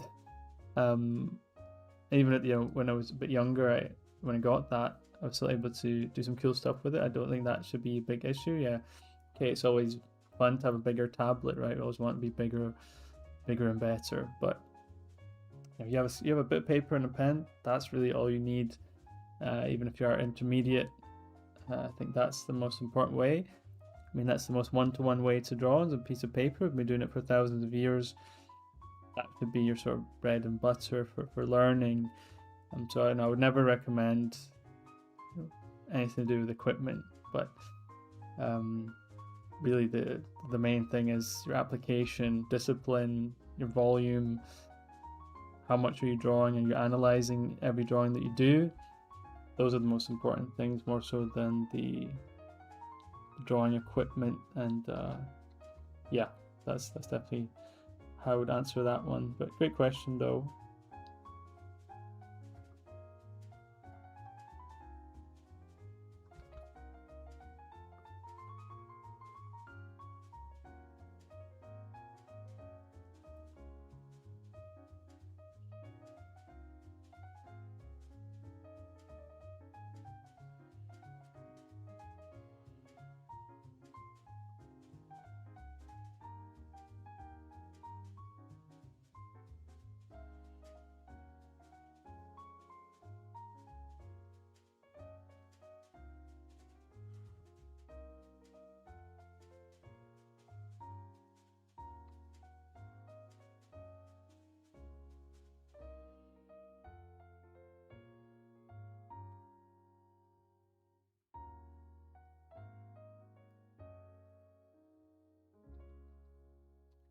So yes, this has been a fun stream so far, and tomorrow we have an exciting one too.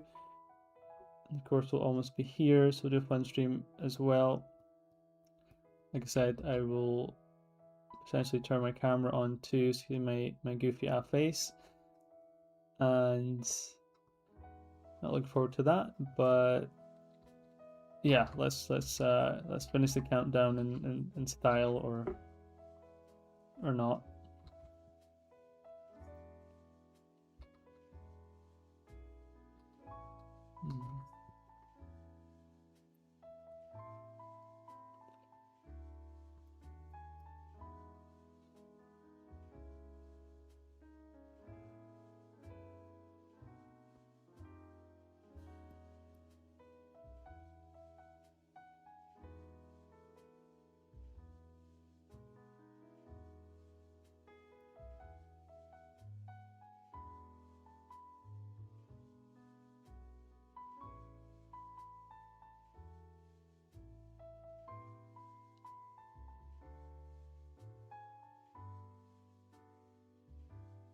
Hope you're all enjoying the stream.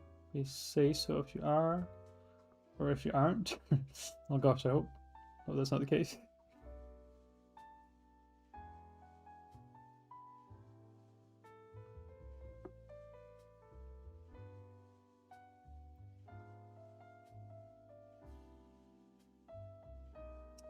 Hello, Bryn. Always love to see you. It's the last day for the pre-order sale. Yeah, I was actually having a look at that earlier. I believe that I think they've actually extended it. So I think it was supposed to be Saturday, but they have extended it now until so 5 o'clock, 5 p.m. UTC tomorrow. So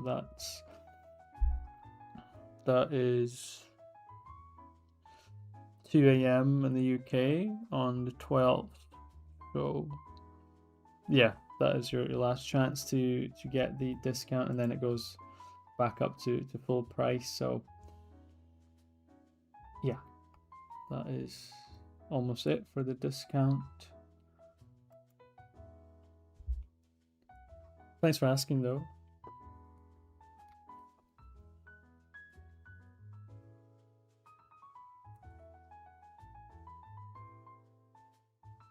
Okay, let's move on from this face now. Let's do another one.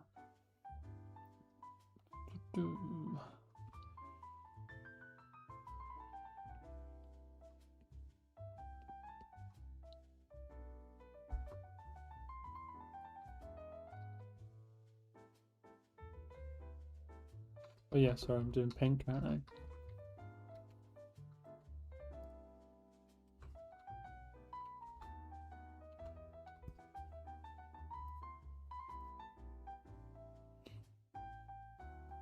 Sugarfits got my pre-order.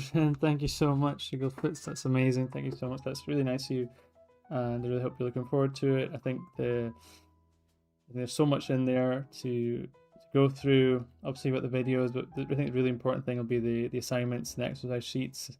So definitely use those alongside the video. Draw along, because the videos are quite lengthy. So I think it'd be good to do it in chunks.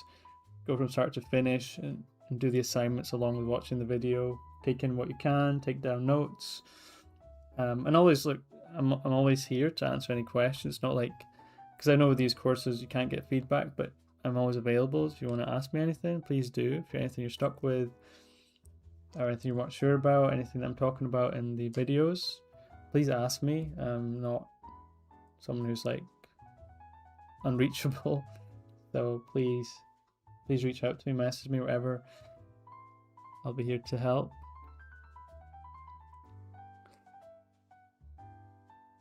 Emma says, yay. Honestly, these kinds of questions are very common because there aren't many high-level artists around. Is that true? Is there not many high? Is that true? I guess. Yeah. Well, I don't know. That's. I suppose it depends what you mean by that. If you mean like actually about like to ask questions like this, I suppose possibly you're right. I don't know. It depends what you mean by that. There's certainly a ton of phenomenal artists in this field for sure. Because of that, we carry a big responsibility as artists in the Middle East. That's cool. The younger upcoming artists often look up to us, and that responsibility can feel quite heavy sometimes. Yeah, I understand. That's what artists like you are considered role models for us here in the Middle East. Whoa, what? That's crazy. No way. So what you're saying, I'm a role model, and that's wild. I don't even know how to answer that. That's it's a lot of responsibility I suddenly feel. What's that Spider-Man quote? With great power comes great responsibility. Although I don't feel powerful in any way, I always say I'm still a relatively small fish in a big pond. So I still feel like I'm sort of very under the radar type artist. Actually, an artist followed me the other day, Sanford Green, who's this famous sort of comic artist. I was like, whoa, that's crazy. It's like an Eisner Award winner comic book artist following me. I was like, this is crazy. I still get really starstruck. So, these kind of comments are amazing, but I really never know how to respond. So, but in terms of what you said, I understand. And, I think, for me as well, and actually I'm making a video on something similar about sort of helping younger artists sort of succeed in this field, because the opportunities I feel, especially in sort of earlier education, it's almost like comics and concept art, all that stuff, and this kind of stuff is taboo. I certainly didn't have those opportunities when I was younger, and I was lucky to stumble upon it myself on my own through a magazine that I found, and like with like spider webs on it, and in the back corner of a bookshop. But if I hadn't found that, I think I probably might have left art behind. It's really sad because high school art was just artsy fartsy stuff that I just made me, I was really enjoying art up until that point. I mean, my teacher and I, sorry, we didn't get along, not in like a nasty way, but in a sort of, I was into like drawing my cool stuff, like for my favorite games and stuff, and she was trying to push me towards, chalk and charcoal, yeah, just like stuff like really, I don't even know. It was just stuff that was like I just was really struggling with, and so it was definitely a disconnect between myself and her, and I was never good enough and all this stuff. So I think it's important to give younger artists these opportunities and these ideas, and tell them that this is what you can be, this is what art can give you. You can do this as a career, and these are the steps to take. I wish I had that earlier, so I'd have, been able to achieve what I have so far at a quicker rate. Because I obviously I went through the gamut of standard office jobs and things, but I just kept working away on the side, just trying to determined to just keep going, and thankfully it paid off. But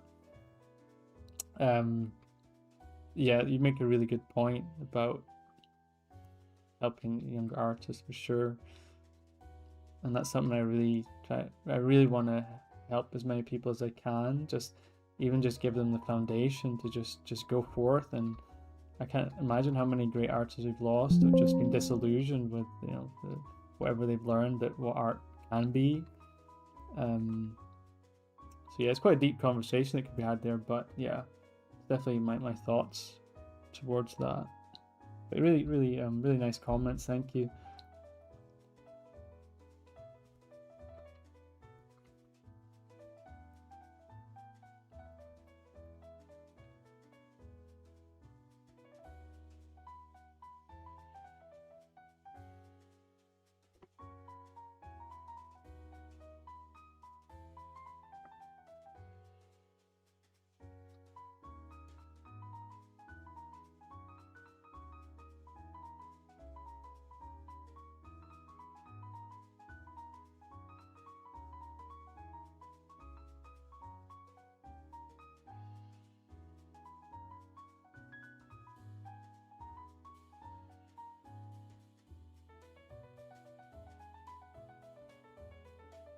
Yeah, keep questions coming, everyone. Really good discussion tonight.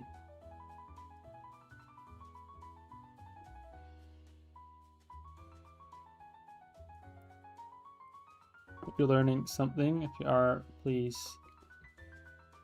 say.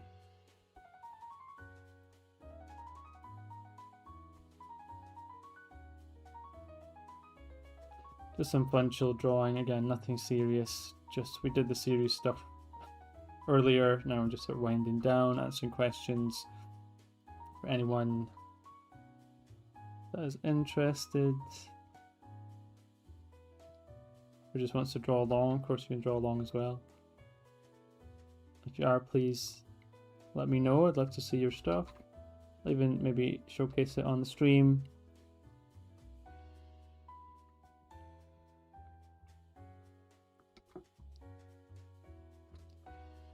Okay, got 11 viewers at the moment, so awesome. We've got a really steady stream of people in here tonight, which I always appreciate. Still trying to beat a record of 22 last week.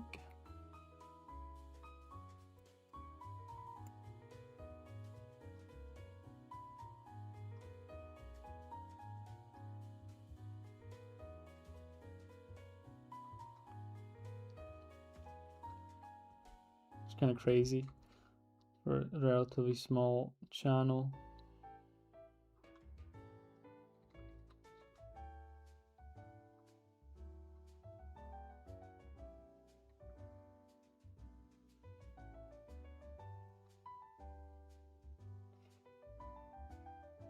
Francis, I can post mine after. Yeah, absolutely. Love to see it. Definitely post it up. And again, anyone else want to join the Discord, the links are there. Let's see if we can get 300 people. We are very close. Actually, let's have a look. Yep, we are at 29. Yeah, we're 297, so 3 more people, and like I said, the 300 person, I'll give you a custom emoji to use in the Discord as well. So even if you're watching this on playback, maybe that option will still be there. We'll see.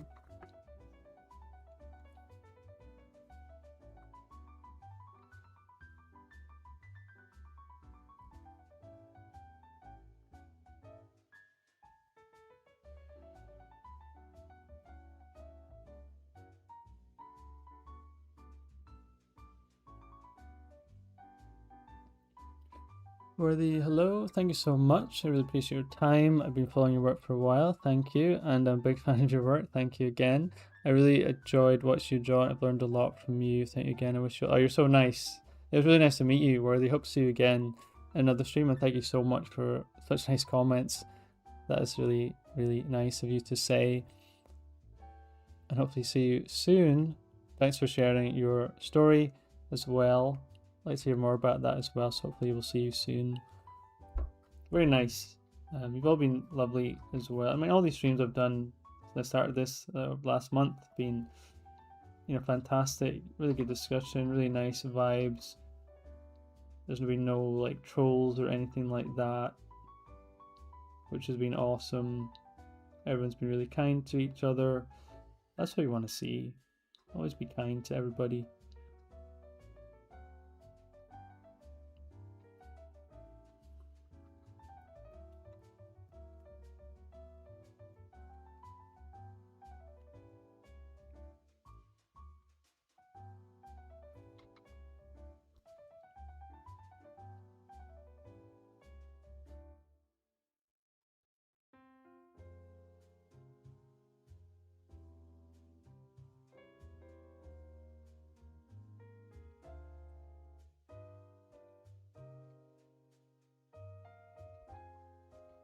Now that for the games is not going to be here, who's stepping up with the questions? Come on, who's going to take the role? Or if you just want to start a discussion about anything.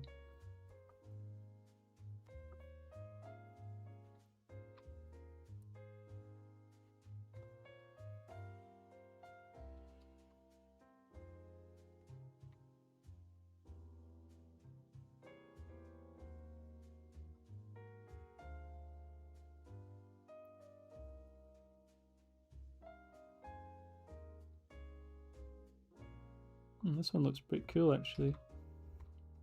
I haven't used pink and black in a while, but it's very satisfying.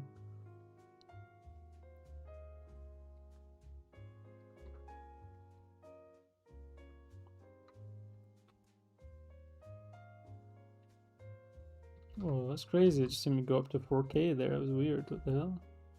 Something weird about Photoshop. Sometimes you zoom out and it goes kind of blurry. So I didn't realize that it was like zoomed out. So now it looks way better. Wow, that's cool. Let's talk about Christmas. I don't know if that's coming across in the stream, but that was kind of crazy.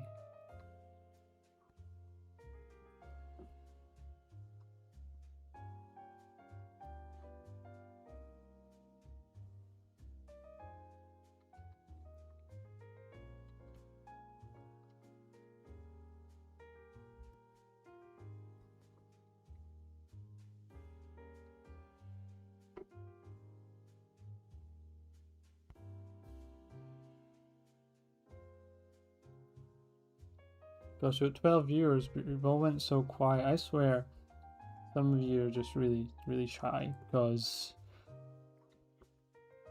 well, you know what? I really hope that you're just got this on the background. You're drawing. That would be the dream.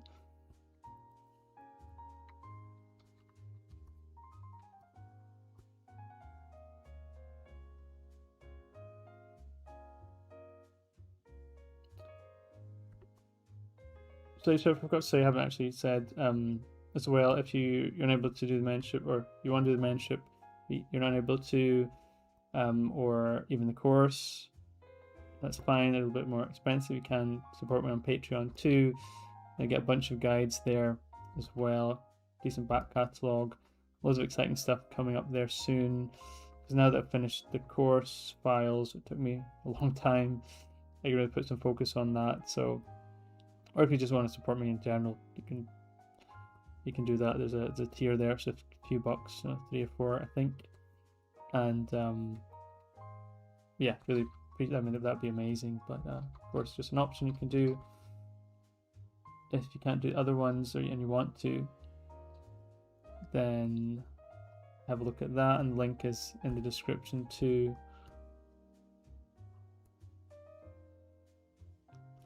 I'm thinking of one of the tiers giving you like a custom sketch, like, you know, a signed sketch, exclusive to you, for that you can keep, and it'll have your name on it and everything. So I'm thinking of doing that, something like that, which I think would be good. So let me know if that's something you'd be interested in, like a monthly little custom sketch that I've signed, that is yours and yours only, because nobody else will see it, unless you obviously share it with the world. But let me know if that's something that would be interesting to anybody. That was my idea.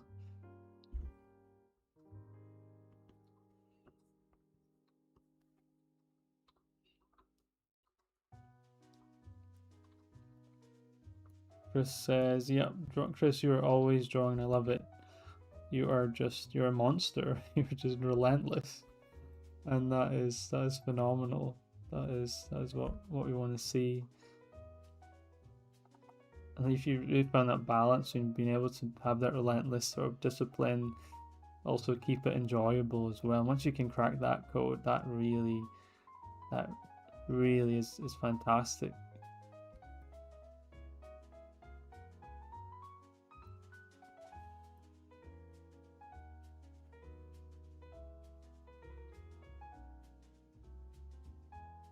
Okay, just mess around with this one, probably move on in a second. It's like a downward kind of tilt.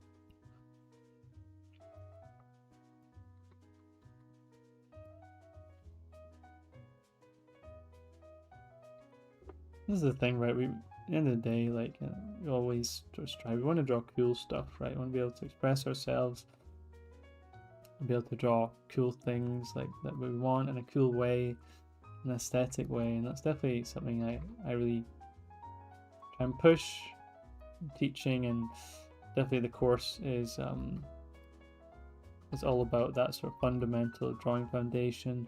I'm a big believer in drawing foundation is what's going to take you 90% of the way. So if drawings really speak, then it's going to make the, you know, the color and lighting stage much easier. If the drawings don't, if the drawing is struggling, then it doesn't matter how much fancy stuff you can put on top of it, then the drawing cannot hold it together if it's not rock solid foundations. So just something to think about in your learnings. Okay, let's move on from this one because we're just kind of noodling a bit. So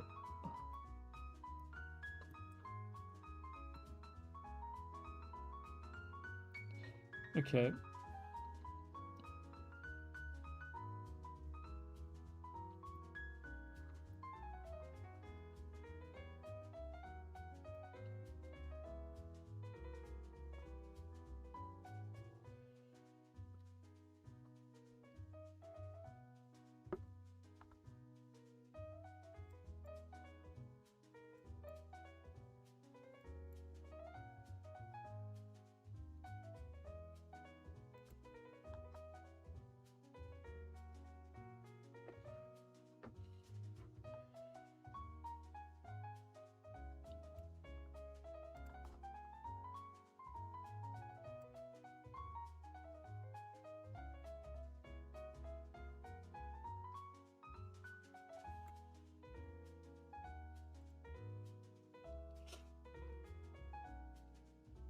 Hello, Bryn. This custom sketch sounds awesome. Yeah, that's great to hear. Yeah, it's definitely something I'm thinking about doing for the middle tier on Patreon, is to do like a custom sketch for everyone. Definitely at the moment that's something good I can do, because I have about 8-9 members on there, so that'd be fine. So yeah, definitely something I'm thinking about. So yeah, thanks for that. I will definitely be looking to do that. It will obviously be, you know, digital sketch, because that'd be a lot to ship to everybody. But yeah, like I said, it'd be nice to have something exclusive to yourself that you can say that you have that nobody else does. I think that'd be quite nice. So hopefully people will be interested in that. Have you heard that Zendaya is allegedly hard to draw correctly? Spider-Man coming out made me remember that trend. Really? Who? Oh, I remember seeing something about this. Someone posted a Zendaya painting and someone in the comments was like, finally someone's done it correctly. I was like, it was like a bit confused. I was a bit like, what's going on here? But now, as you're saying, that's a thing. That's interesting. What makes her hard to draw specifically? Interesting.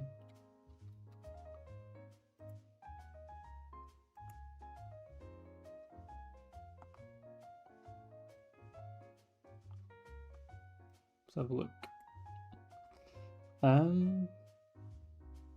Yeah, what's making it so? What's making it difficult? Well, she has to have kind of unique kind of a really small face, really strong jaw. I mean, gosh, really strong jaw.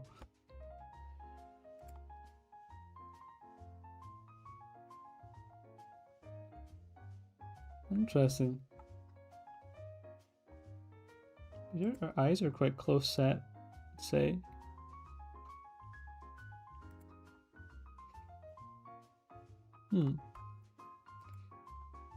Maybe one of the streams I should try drawing her, see if I struggle as well.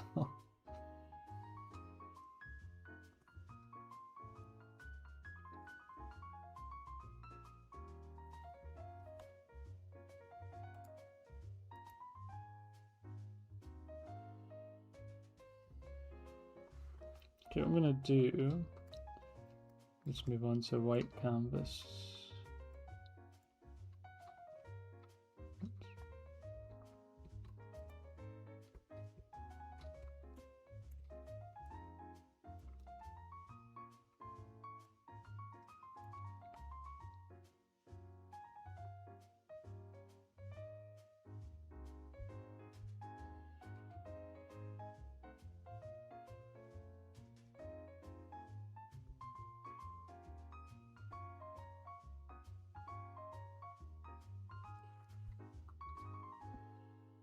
Maybe go a bit bigger.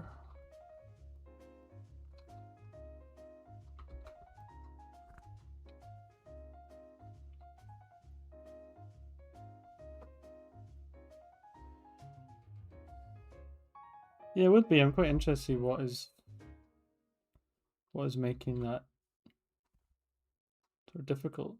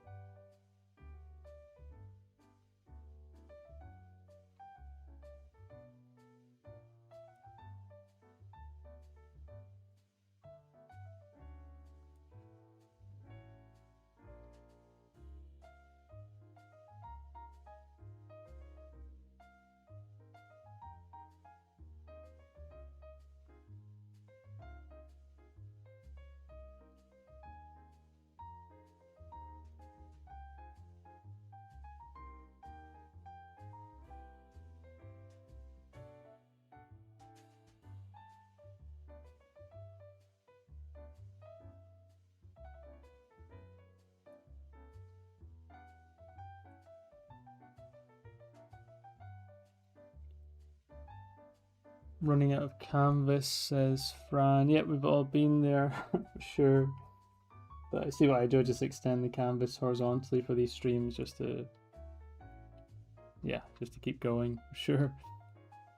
your PC can run it at least.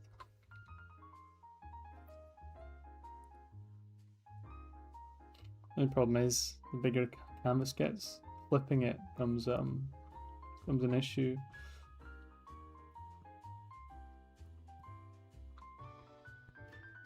Yeah, so thanks everyone for joining the stream. If you're new here, welcome in. Sort of just doing some simple sketches here.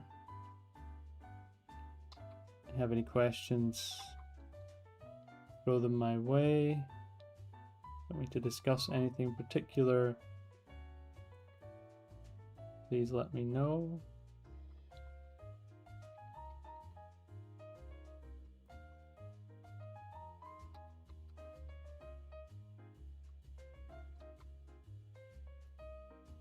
Are all here to learn together. Apes together strong.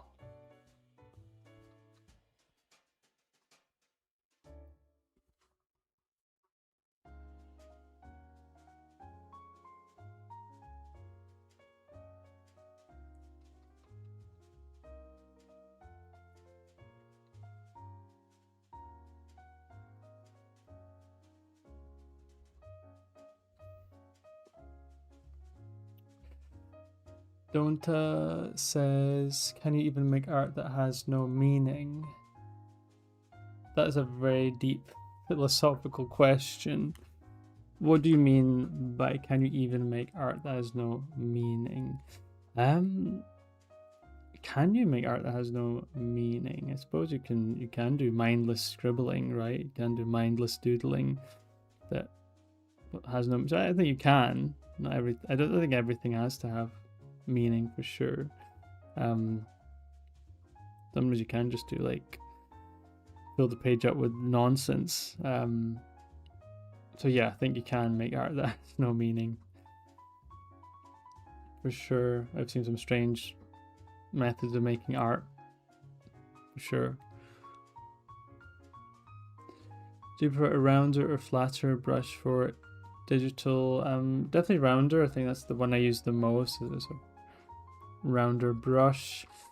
For the brush pack I've made, I have made some more sort of flatter ones that I've been messing around with. Like this sort of willow one, which is, you know, has a sort of horizontal stroke, square kind of stroke, but on vertical as this, which is a bit more of a hybrid sort of thin calligraphy style line. And that's definitely something you can do some cool stuff with.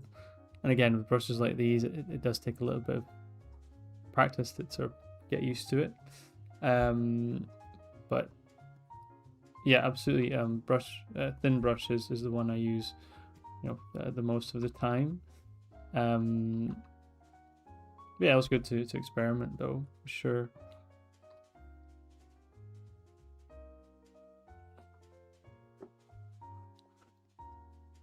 So I think both can work for sure, but I think that the flatter brushes are harder to use.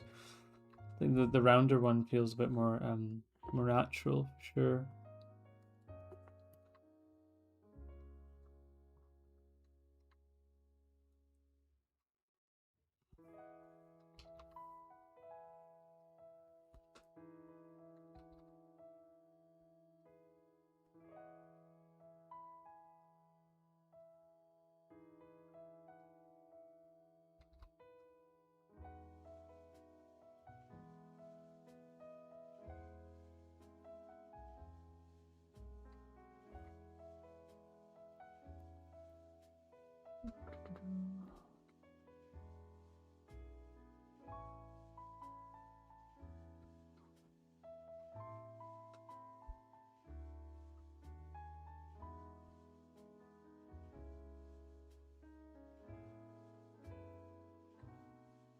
I still can't believe that our other guy, he said I'm a role model for artists in the Middle East.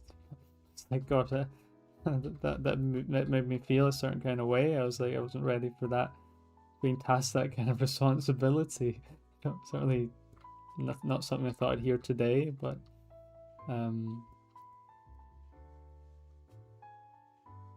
like I say, I'll just say that I'm just humble dude here in Scotland, just doing my thing. So to hear comments like that is really quite amazing. Hopefully, you know, it inspires others to really, you know, chase their dreams, because anything is possible no matter where you are.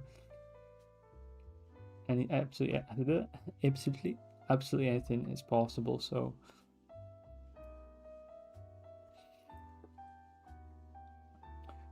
hello, Chris. I don't think I was paying attention when you were rendering the hair, but do you go all black, then erase into it, or is the white in the hair just left over the negative space? So I assume you're talking about the one I was working on earlier.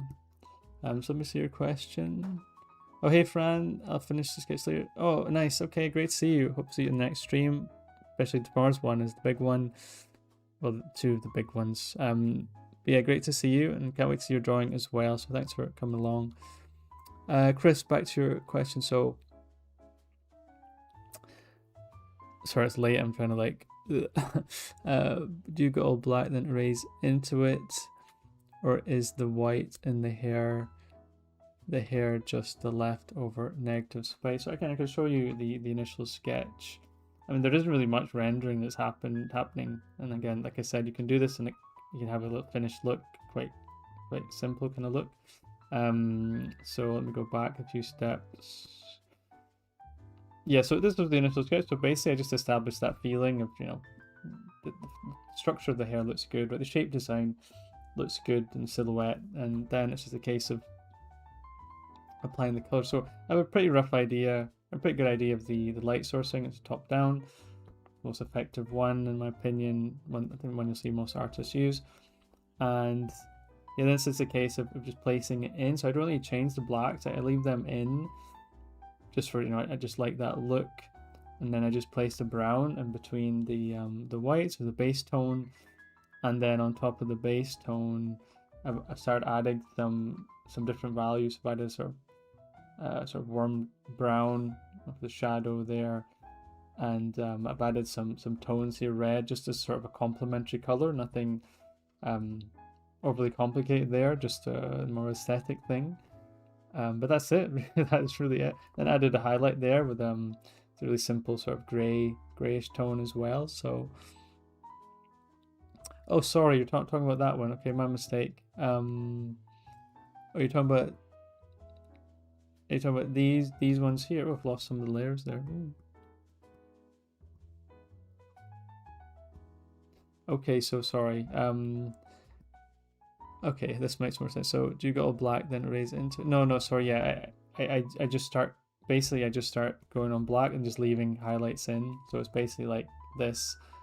Imagine that as the hair, and I just start, and then as I go along I feel out, you know, where I want the highlights to be. Very intuitive way, but these sketches, I mean, they're very loose. I'm not really thinking too much about it. But yeah, I just do that as it comes down to, you know, the rest of the face, and I'll just leave the highlight where I feel like it feels right. Yeah, that's it really. But there's no erasing into it.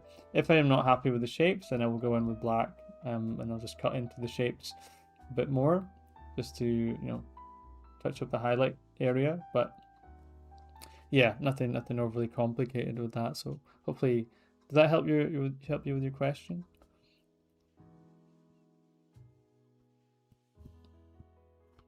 Got it. When I try to do that, I have a hard time getting a rhythm in the negative space. I really like that about yours. Yeah. I guess I've done a lot of studies of, like, you know, how the light sits and how, and sort of shape design. I remember when I was younger looking at a lot of Loisha's hair and the way she does the kind of zigzag thing as well. So I got a bit of that from her. Yeah, and again, I'm not saying this is I mean, this one's very sketchy, and even these ones, just how it feels. You really get used to the feeling, and does it feel good? You know, if I was doing the same thing, let me see if I can do one that doesn't sort of feel good. Yeah, I guess it's just having that nice sort of, yeah, it's actually quite difficult to one that, I think something like if the shape just looks awkward, then if the light just looks awkward. But if it looks like it's more natural, then it's going to look better. Obviously you can do a mishmash and just put light everywhere, but I guess it's going to look a bit jumbly if you do something like that. I try and control it to some degree, basically, and that usually looks better. I don't think there is like an absolute perfect way to do it. At least in my way, it's very at least it looks like it feels like it looks organic and natural. And that's what I'm trying to go for. So yeah, hopefully. Sorry, I don't know if that helped you, but yeah, that's absolutely. We can discuss it in our session tomorrow for sure. Definitely help you with that as well.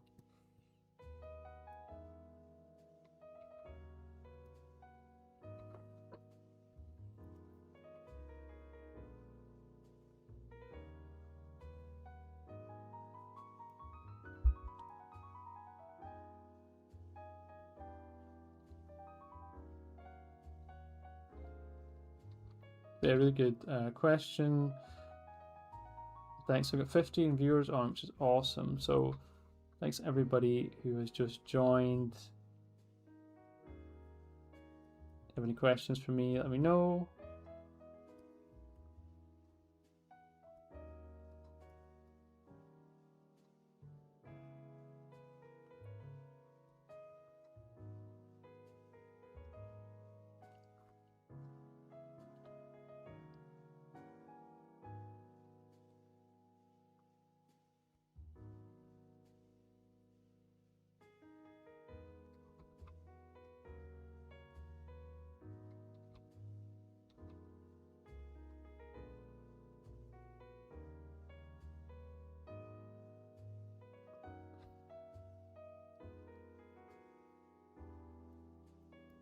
Okay.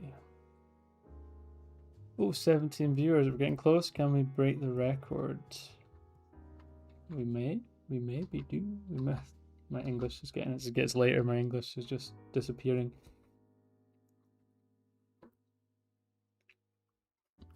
Hello, I got someone new, Lucidia. I've been trying to catch your streams. I love watching the VODs as I draw. That's amazing. Thank you. I'm glad you could finally join one of these. We've maybe done about seven of these, 5, 6, I'm not sure. It's fantastic to have you here. They are loads of fun, and hopefully you'll stick around. Although we are over 2 hours in, so. But yeah, we're still going, and thank you. It's great to see you're drawing along. It's great to see the reception I've had to these streams. Even the ones, the videos that are on, just watching it back. Do really appreciate the enthusiasm. Even though I'm like a stream noob, it's all very new. So I'm starting to get a bit more comfortable with it. Although tomorrow, if I am putting on my camera, gosh, I don't know how that's my next chapter.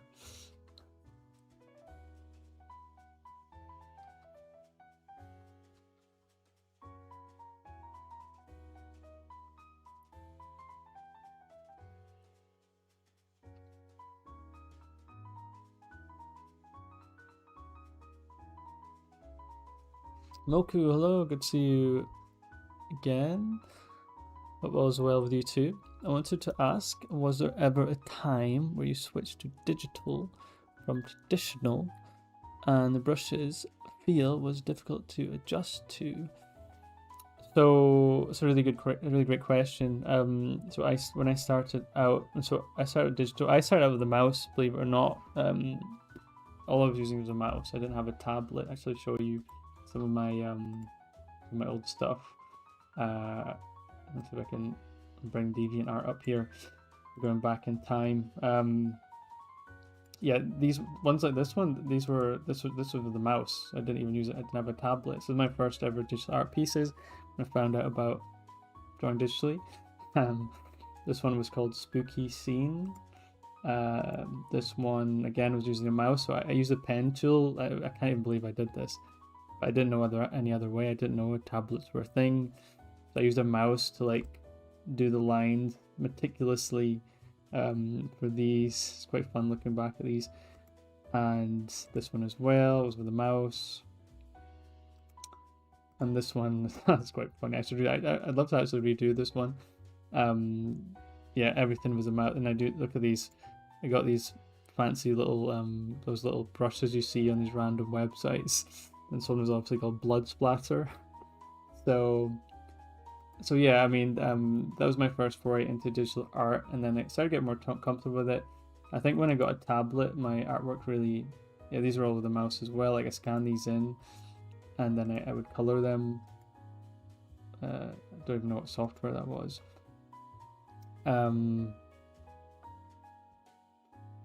What else do we have here?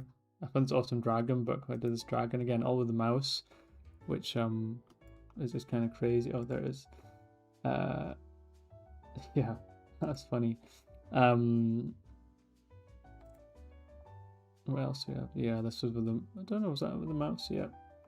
So those are my first sort of forays into digital art, and then I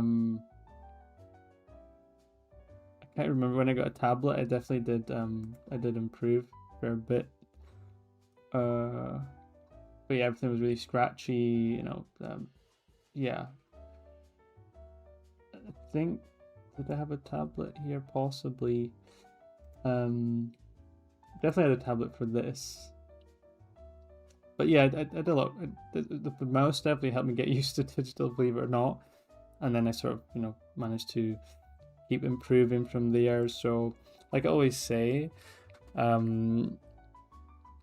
you can see, yeah. So I always say, like, digital is a different medium, right? So we need to, if you're drawing paper all the time, you can't just transition to digital and it's be fine. There's always going to be challenges there, so it's good to practice both, because you should be using both a lot because they give different benefits. So did I find it difficult? Yes, but I think the meticulous mouse drawings I was doing got me used to it in a way that when I did jump into the tablet, it was felt really natural, and I should be able to produce some okay stuff. So yeah, I hope that answers your question. Lucidia says, when do you usually stream? It's usually late these days. I'm trying to do them more late, so at least in UK time. So definitely the one tomorrow will be around now, because I mean 26 hours from now the course will launch. So I'll definitely be here. Like I said, I'll put my camera on to appease the masses. I'm joking, that's nobody wants to see me, but it'll be a little bit more of a special stream because it's 2 hours away from the launch of the course. And on Wednesday it'll be the same because the course will be out. So around about this time, yeah, at least a couple hours earlier than this. But tomorrow will be around this time. This is which digital and my line quality sucks so bad. Yeah, and that's natural, you know, because like I say, we've been drawing paper for thousands of years. It's one-to-one. It's natural. That's how we, you know, that's the best way to do it. Whereas you do digital, using technology, you're drawing on the surface of a screen, so it's never going to be quite the same, but it means you need to really apply practicing your line work, everything you do on paper, practice on digital, line work exercises, confidence in your strokes. You have to do the same amount of volume, and that takes time to catch up with drawing on paper. Yakuza one, yeah, that's, man, I was just a typical kid, just like obsessed with Yakuza and dragons and stuff, for sure. Each dude got their own fan. I also use a mouse for my digital art. Yeah, it's just crazy. I mean, it's really yeah, it's really tough. You know, Craig Mullins, one of the godfathers of digital art, did a lot of his paintings with a mouse. I know there's actually a YouTuber who his lifeblood is the digital paintings with a mouse. So, and he does some really amazing stuff, actually. I can't remember who told me that. I think it was one of my students. Moku says, you cleared up for me. Thanks for the answer. No problem. No problem at all. Glad I could help. Gosh, protein shake's been just left for ages. I need to... it's just not very good, so I'm taking ages to drink it.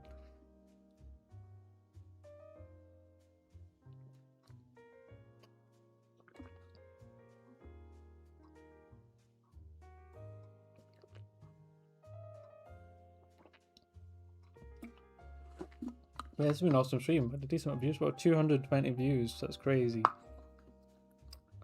Man, you guys really love these streams, huh? I don't really know if they're that exciting, apart from maybe, I don't know, you guys don't really enjoy these. Like I said, for a small channel, we get a lot of views. I was wondering, is it the Scottish accent? Maybe. And I don't even have a strong Scottish accent, so maybe if I worked on having a really strong, like a proper strong Scottish accent, maybe I'd get more people.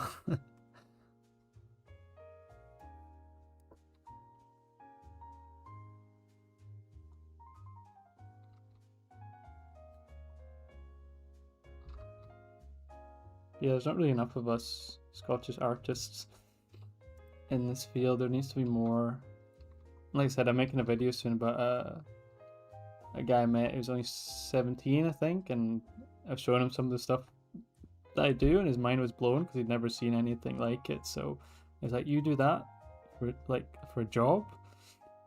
So yeah, I think we need to definitely help younger artists in succeeding and actually learning about this stuff, because it's kind of sad.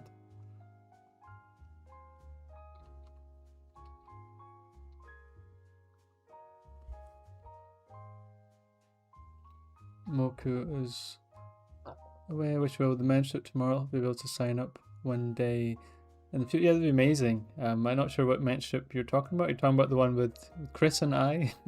There you go, Chris. We've got someone wishing us well. No, thank you so much, and hopefully you can. Like I said, it's always there if you want to just sign up and you can have a chat. And before you jump in, you can do that for sure. It's very hands-on, but you'll definitely learn a lot, especially if you really apply yourself and make the most of it. So yeah, it'd be great to see you there for sure.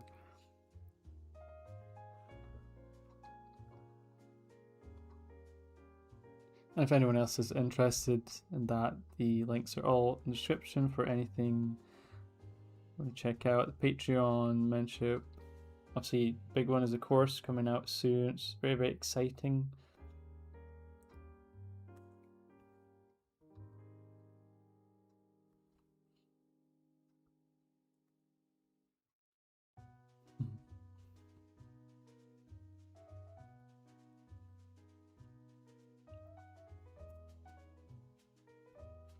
I've got 16 viewers. That's crazy.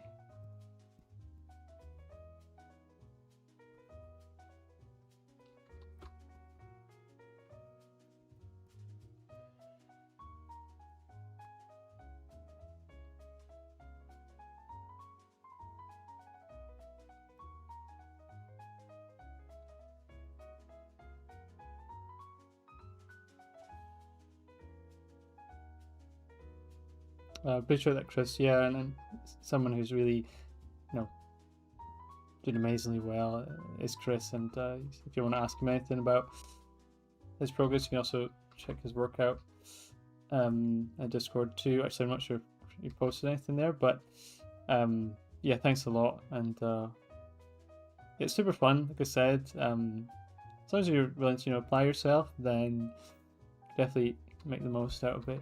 Obviously, if you don't draw, then that's an issue because I can't give you any advice. But yeah, so obviously you get out what you put in, of course, as with most things. I know with art's tough as it is, so we definitely need to go big or go home, pretty much.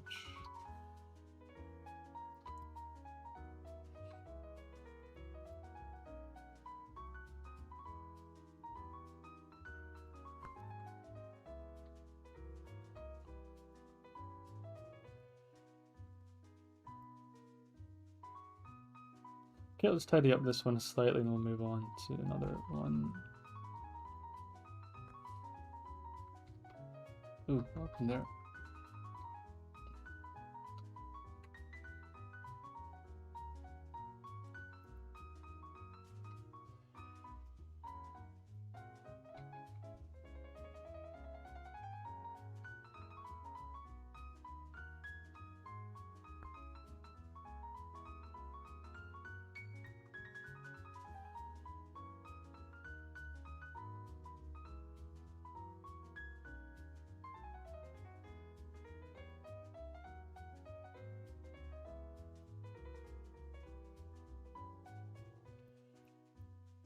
think that looks better just as pink, weirdly enough.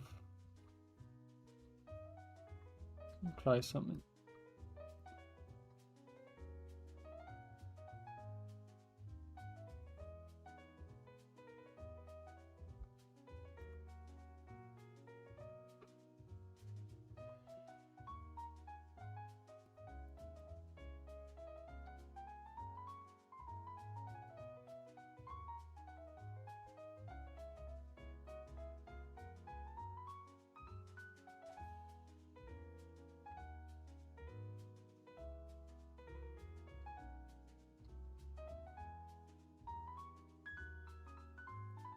Okay, yeah, let's move on from that one.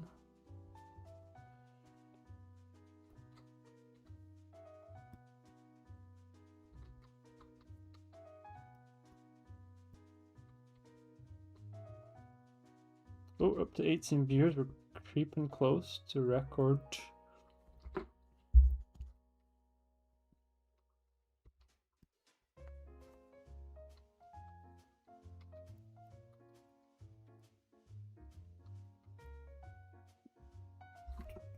Lydia has a question.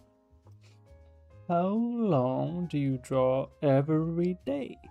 So I draw a lot at the moment. Obviously, I'm doing this full time, so I'm pretty much sitting down from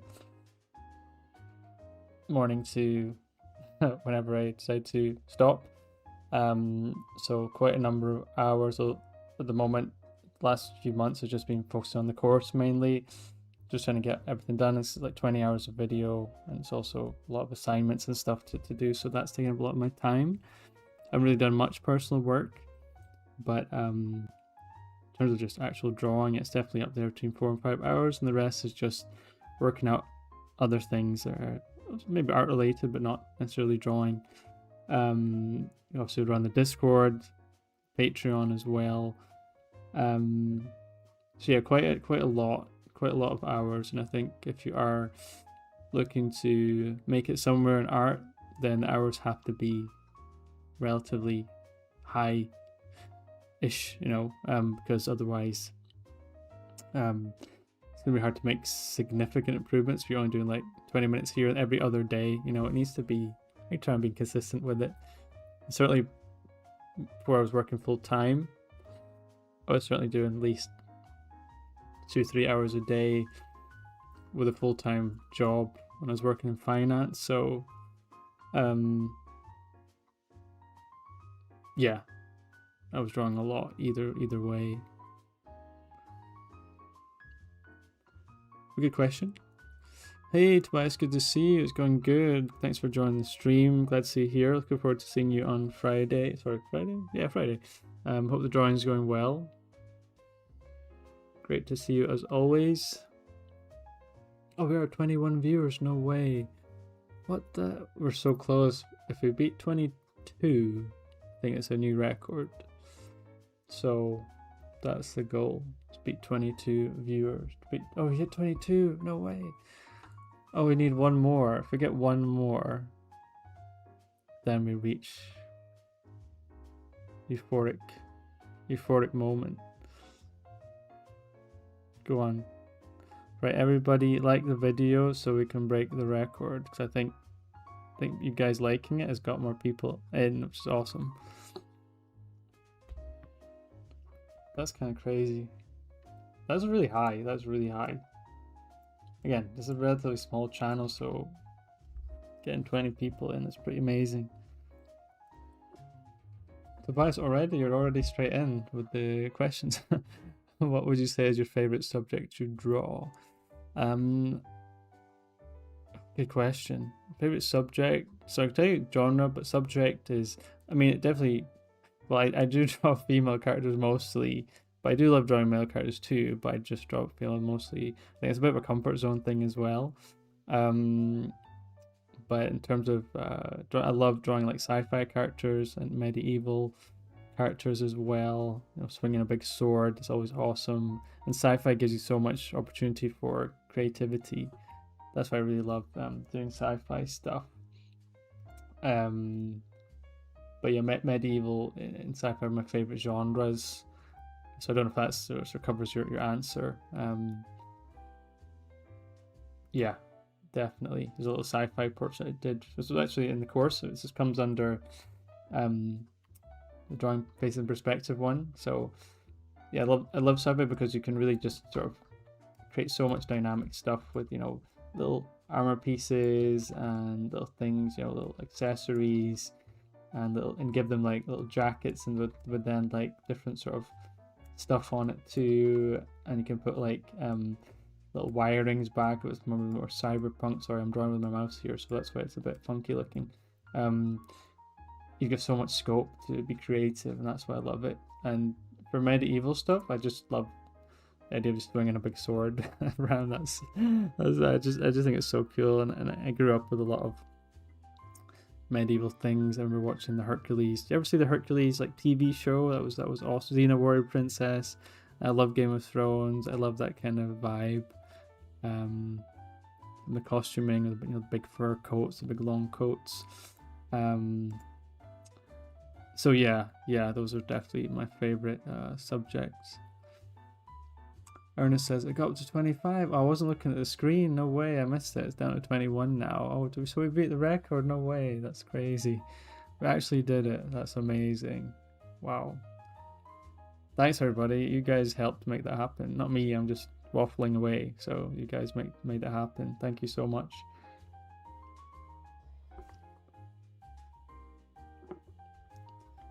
So yeah, hopefully that answered your question. Oh, I need to delete this.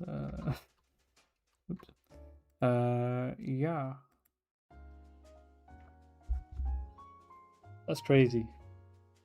25 viewers, man. Wow. We're still at 20, so hey everybody. Thanks for tuning in. If you ever want to see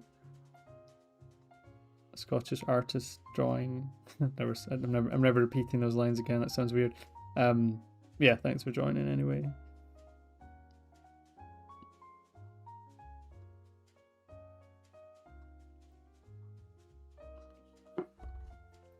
Cool. Shall we keep going?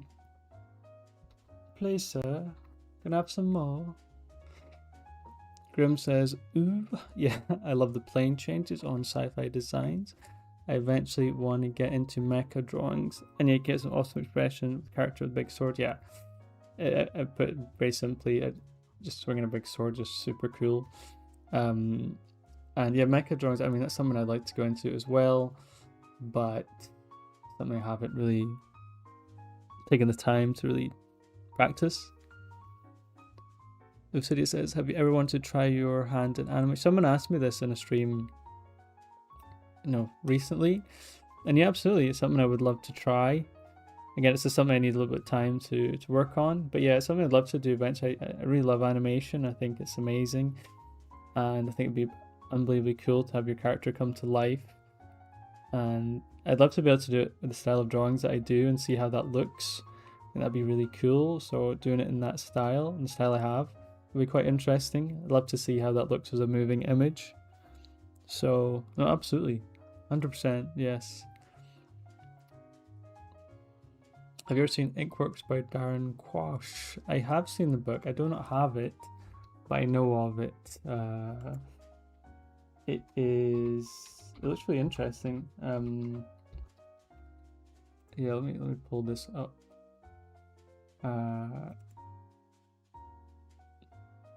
Yeah, this is cool. So there's a lot of mech stuff, isn't it? Yeah, that's pretty badass. Yeah, I love this kind of stuff. Really, really cool. The technical line work, technical drawing, perspective, stuff like that. It feels very concept art, doesn't it, when you look at it? It is very. I love this cover as well. That's really cool. Yeah, it's not an artist I know that well, but reminds me of a lot of Scott Robertson stuff as well. But maybe a bit more loose than some of his sort of stuff. Yeah, that's crazy. I love this sort of horizontal kind of feel to it as well. That's really nice too. But yeah, really, really nice, really beautiful lines. there's a really similar book to this called Skillful Huntsman, which has a lot of this kind of stuff in it too. That I always recommend. I think it's an awesome book. Just for like, generating ideas and stuff, Cool.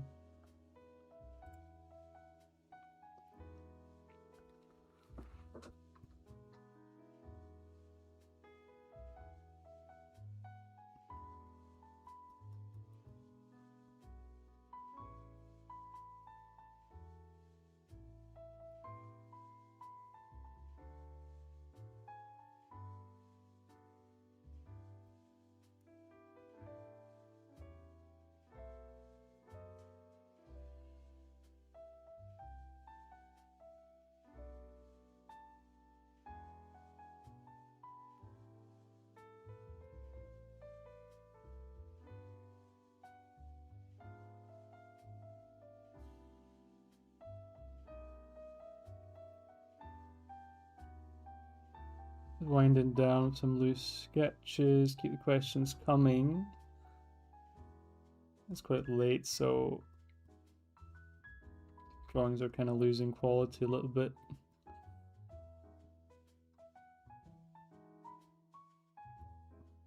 Sleepy time on the horizon.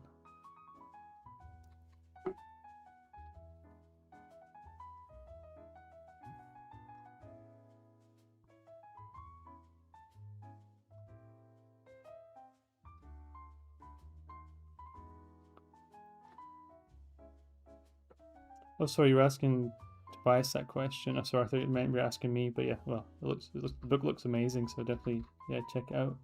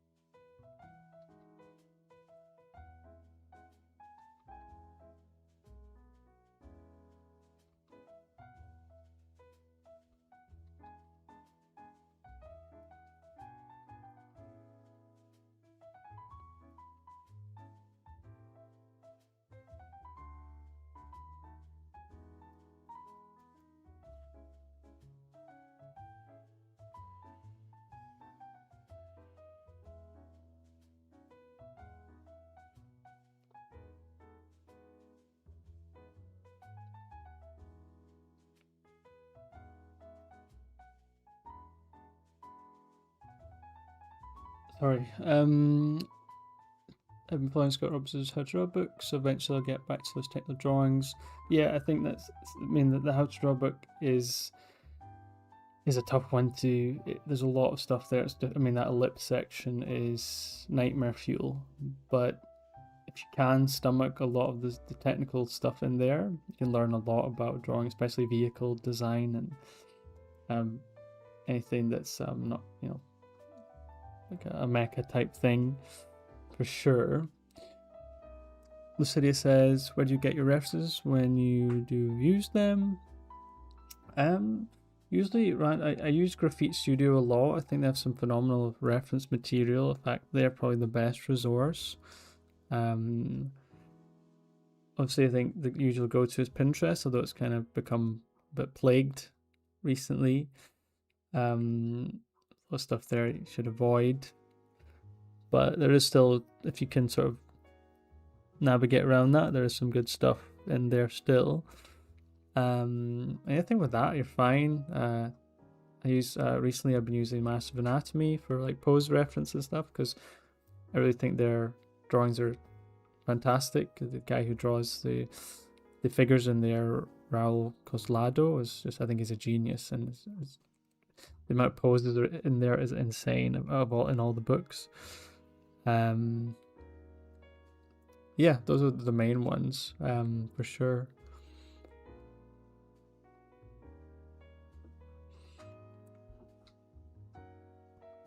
Like I said, once you learn the fundamentals of drawing, face of the figure, you can just concept your own stuff. It becomes a lot easier. You're not fiddling about, or where does everything go, or your eyes, your nose is down here, and then I don't know why this is. I'm trying to show you what not to do, but for some reason this has actually came up quite interesting.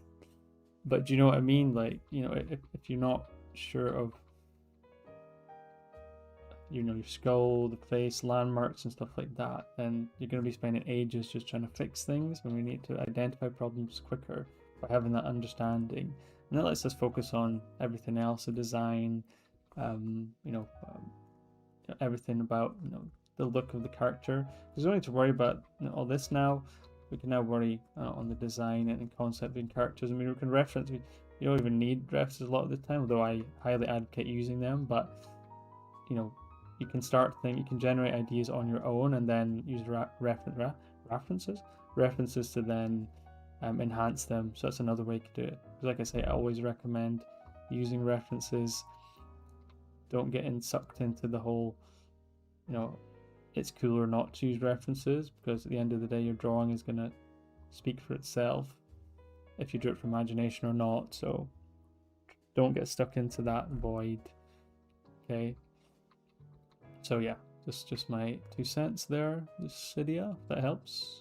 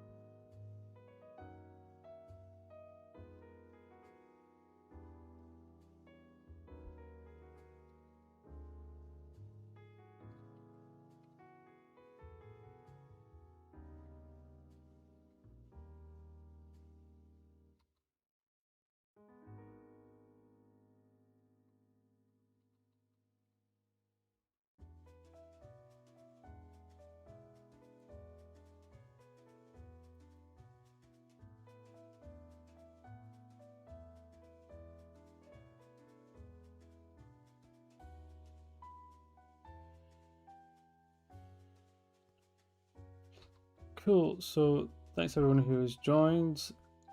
This has been a fun one. Let me just finish this. Well, not finish, I'll just quickly sketch this in.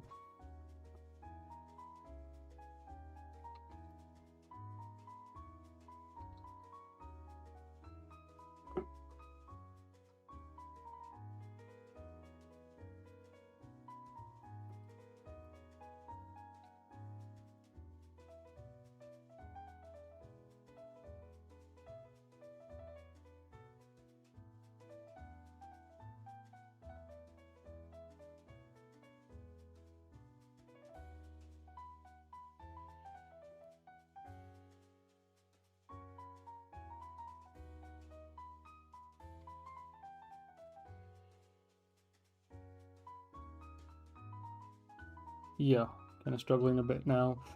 Cool, well, I'm a little bit tired, so thank you so much everybody. It's been an awesome stream. Thank you so much everybody for joining. I have appreciated you all. You came up with some really good conversation points, really good discussions.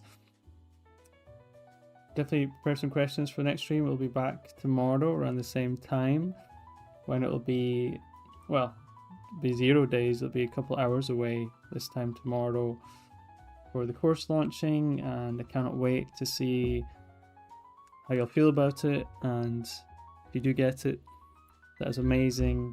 So please, if you could, like the video, this one, of course. What else?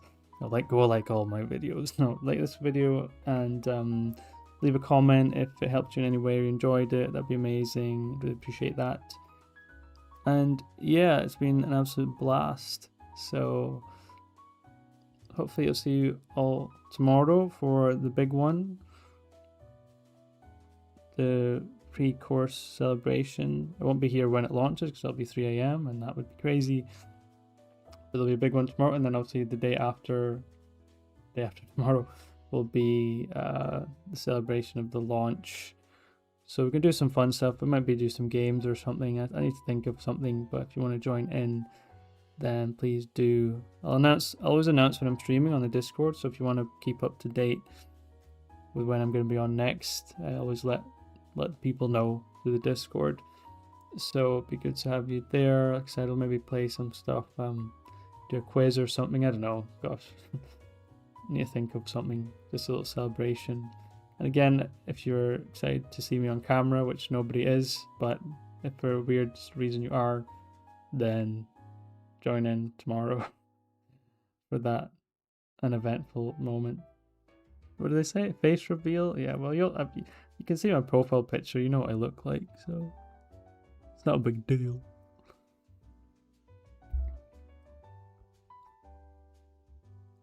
Sugarflits, thank you. You're the best, and thanks so much for getting the course as well. I really hope you enjoy it. I'm really looking forward to it.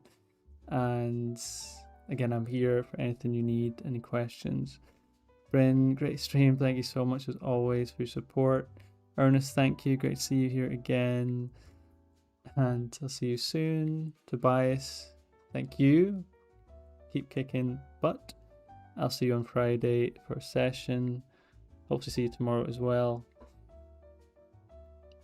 Moku, thanks a lot for the stream. Thanks a lot, Moku, and thanks for asking some really good questions. Keep it up. It's always good to see people eager to learn. As I always say, that's why I'm almost like, come on guys, ask me stuff, right? I want to see you have the eagerness to learn stuff, unless you know it all. Okay, maybe I'm wrong, maybe you do, and you don't need to know anything, but surely you have stuff you want to ask, and that's why I say this is your chance to ask me what you're stuck with. It doesn't have to be practical, it can be mental. You know, you're having issues sitting down to draw or whatever, give you some tips how to push yourself, things like that. Look, I'm not a psychologist, but I know the ropes of trying to teach yourself and improve, so ask me. Okay, I'm always going to say it because I need to see that eagerness to learn.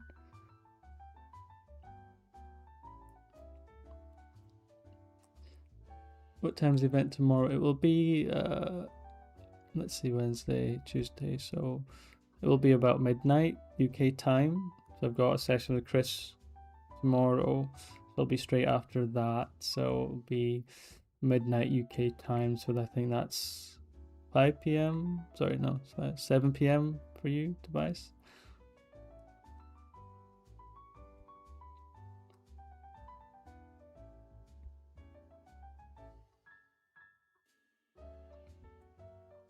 So yeah, and again, I'll announce on the Discord before I go live, but it'll definitely be, because it'll be relatively late. It'll be quite late. It'll be midnight here, so jump on for an hour or so.